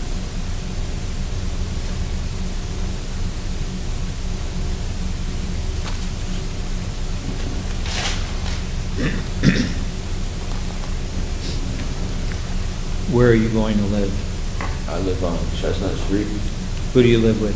I live with my I call him my brother-in-law, but it was Ashley's half-brother. Who is that? Ashley was my fiance.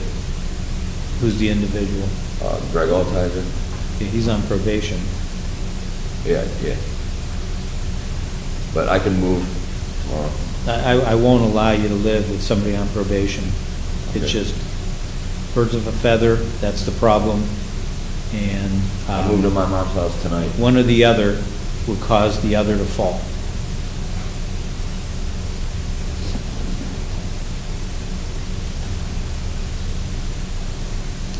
Consider the record, oral statements made, pre-sentence report, comprehensive psychological evaluation, my conference in chambers with counsel and probation, and the statements of the defendant and the defendant's counsel. I've also considered the overriding purposes of felony sentencing, which are to protect the public from future crime by this offender and others similarly minded, and to punish this offender and promote the effective rehabilitation of the offender using the minimum sanctions that the court determines accomplish those purposes without imposing an unnecessary burden on state or local government resources. I have considered the need for incapacitation, deterrence, rehabilitation, and restitution, along with the public burden on governmental resources.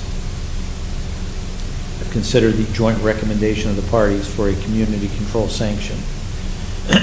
I have reasonably calculated this sentence to achieve the two overriding purposes of felony sentencing and to be commensurate with and not demeaning to the seriousness of this offender's conduct and its impact on society and the victims, and to be consistent with sentences imposed for similar crimes committed by similar offenders, in using my discretion to determine the most effective way to comply with the purposes and principles of sentencing. I have considered all relevant factors, including the seriousness and the recidivism factors set forth in the statute.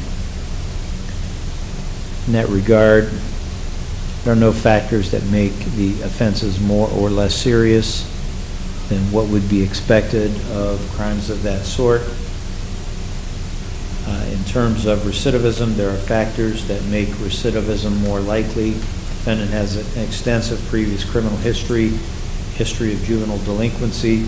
There have been rehabilitation failures after previous convictions and delinquency adjudications, including the prior prison that I gave him, and I first placed him on community control, and he violated that, and which required me to send him to prison. Been a failure to respond in the past to community control. There is a pattern of substance abuse, primarily alcohol, and the offender refuses to acknowledge a problem, accept treatment, or he otherwise minimizes his actions in that regard. In terms of factors making recidivism less likely, the offender is employed and has children that he wants to establish a relationship, reestablish a relationship with. Under 2929.13b1, there is no presumption in favor of community control because of the physical harm, the prior prison,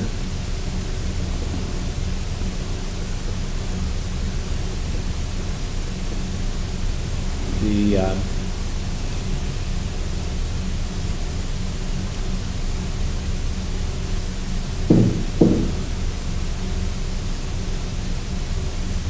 and also, by the way, the defendant's Ohio risk assessment score is in the moderate to high range at 31. And the fact that the defendants had treatment on prior occasions, twice through the jail treatment program and once through NeoCap. Because of the joint recommendation, I'm going to take a chance on you. Don't blow it, because I'm inclined towards prison here. You understand that? So I'm imposing a period of community control sanctions for 3 years on each count concurrent, subject to the general supervision and control of the Lake County Adult Probation Department under such terms and conditions that it finds appropriate. Among these, you shall not leave the state of Ohio without the permission of the court. You shall abide by all laws, including but not limited to the laws related to firearms, deadly weapons, and dangerous ordnance. The court further imposes the following specific sanctions and conditions. Period of incarceration in a Lake County jail on count 2 only for 160 days with credit for 4 days already served. And that's to be with work release. What days of the week do you work? Every day. Monday through Friday? Monday through Sunday. Monday through Sunday? Yeah. So how many hours do you work? It depends. I work 40 hours a week for my regular job for South Shore contractors, and then after work, for that, I go and I do whatever's needed at the houses. And usually people move out, we have to gut them out, get rid of everything that they mess up. But that's not steady. It's pretty steady, 40, 50 houses. Oh, it's 40 to 50? Yeah. What days of the week is that? After work sometimes, and then weekend, Saturday, Sunday. Okay. Are you going to give me this thing where you're working from 5 o'clock in the morning until midnight? No. I work. Because if it becomes too difficult to administer for the sheriff, I can't give you work release. I work. Because you understand, you're not the only one over there. They have 400 inmates. Yes, I understand that. I start work at 6:30 or 7, depending on what job I'm on for my regular job, till 3:30. And then I go to the houses in Euclid, and whichever house I'm at, until about 7, 8.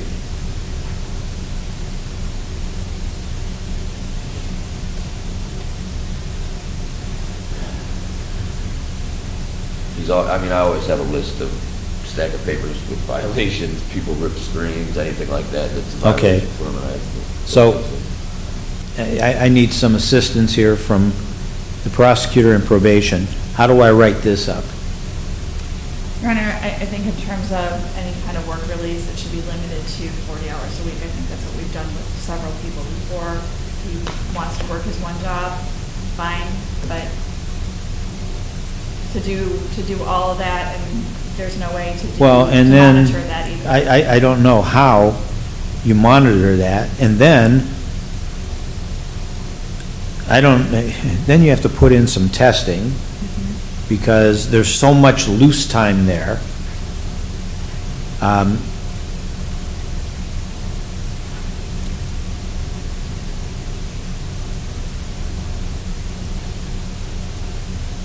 I don't have an objection to the job that is from 6:30 to 3 or 3:30. If he's working 40 hours a week, but I would ask that it be limited to 40 hours a week.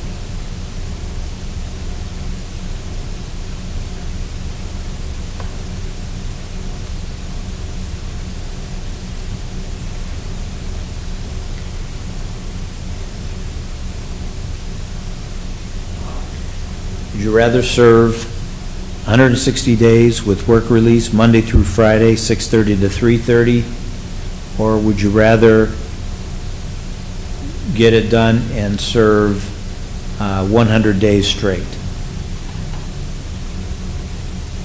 I miss all the holidays with my kids and everything if I didn't have, I'm thinking. You understand, I didn't commit the crime. I know. And the holidays come up when they come up. You committed the crime and you lined yourself up for the holidays, and I can't do anything about that. Would you be able to give me 2 weeks to get my stuff out of the house where I'm living now and to get it I can sorted? give you a delayed start so you can get your stuff out. So do you want to do straight time, or do you want to do work release on the terms that I just told you, 40 hours? The work release.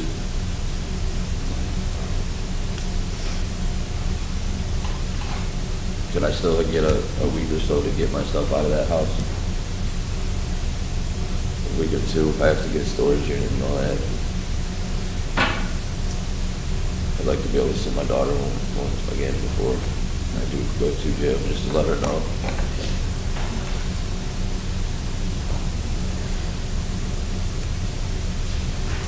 That's one of her big things. You know, I've been in and out, in and out, in and out. A lot of bad things have happened to her with me in jail. I just found out last night that she never said anything, but somebody did something to her. And it's because I wasn't there.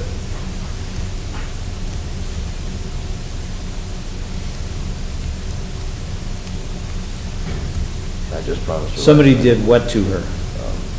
Touched her. Did you report it to the police? No, I just found out last night, but she told some. Wait a minute, somebody touched your daughter, and that wasn't the first call you made as soon as you found that out? It was already done, and they were said that nothing could be happening. I see my daughter with her counselor, like her counselor knew everything about this before I did, and my stepsister knew about it, and my cousin who she was staying with, where she was going through all that other stuff. This happened before she got took. This happened when I was in jail and she was with her mother.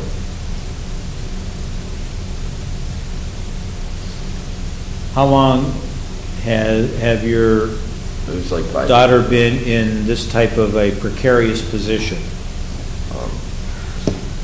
When I went to prison, it's been bad. It's been years? Yeah.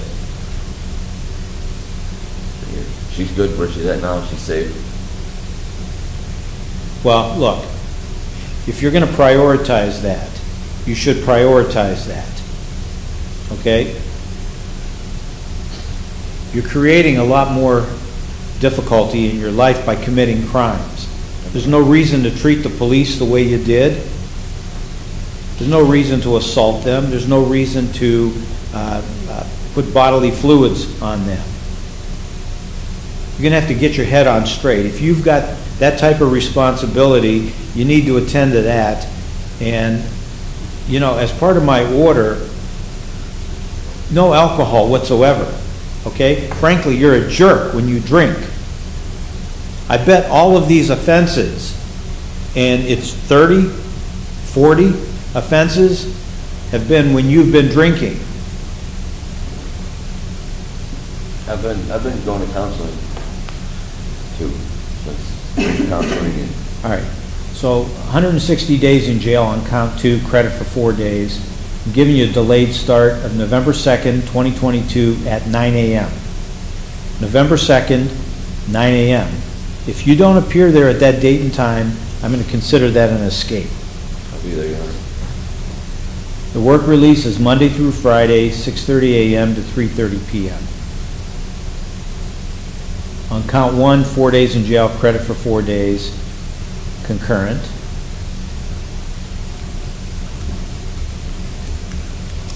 Counts 3, 4, 5, and 6 are dismissed. Complete abstinence from alcohol and drugs of abuse. Periodic screens to monitor your compliance.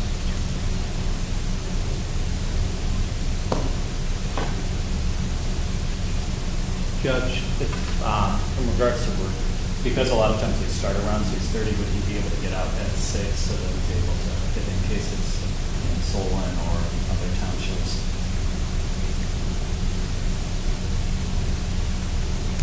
All right. Did you hear the part about complete abstinence from alcohol and drugs of abuse? Periodic screens to monitor your compliance. Yes. You're to have full-time employment. If you're no longer employed, the work release doesn't count. You understand that? You're to pay restitution of $150 to Ron Sexton. You're to have an initial psychiatric consultation with an MD to see if you should be on any kind of medication and follow all recommendations. You are to obtain or continue your psychotherapy and grief counseling.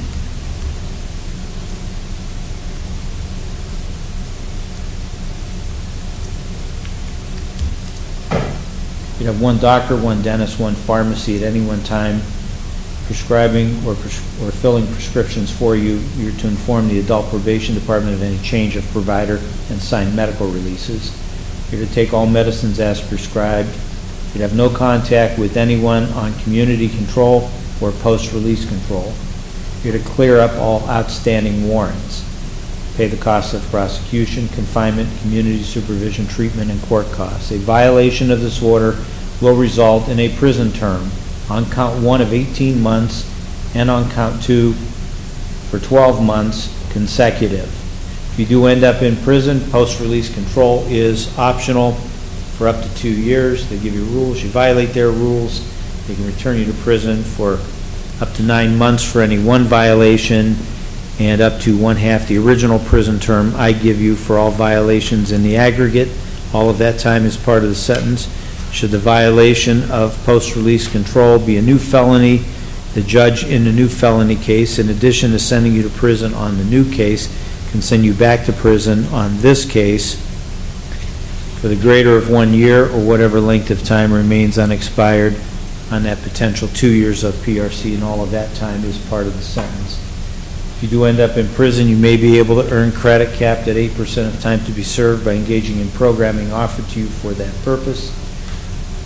So long as you're not in prison, you may be able to substitute community service to pay off the costs of prosecution, working off at the rate of $10 per hour. Each hour of work performed reduces the judgment by that amount. So long as you owe any court costs, the state can block your motor vehicle license plates until the costs are paid in full. Bond will be released upon your presentation to jail on November 2nd, 2022 at 9 a.m. Is there anything further from the state? And just, in terms of bond, I just thought if it would be better to reset it at an own recognizance bond, because if he fails to appear, there'll be an additional felony charge potential.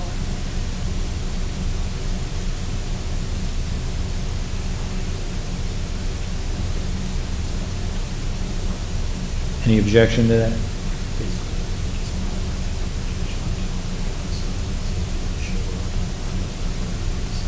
What's bond set at now? 7,500, 10% or cash or surety.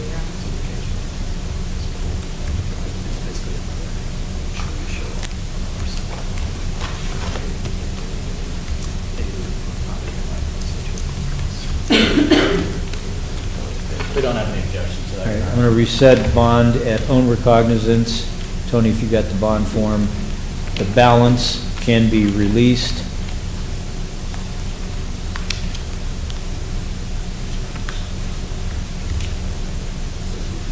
You don't have a bond entry. May.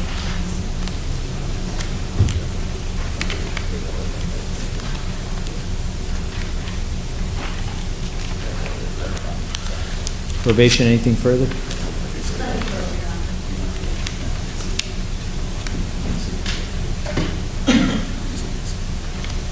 Mr. O'Connor, anything further?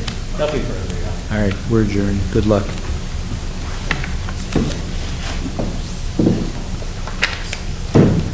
Thank you, Your Honor. You understand that if you violate bond, they'll indict you on an F4. All rise.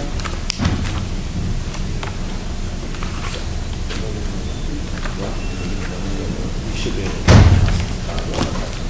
He'll have to process those.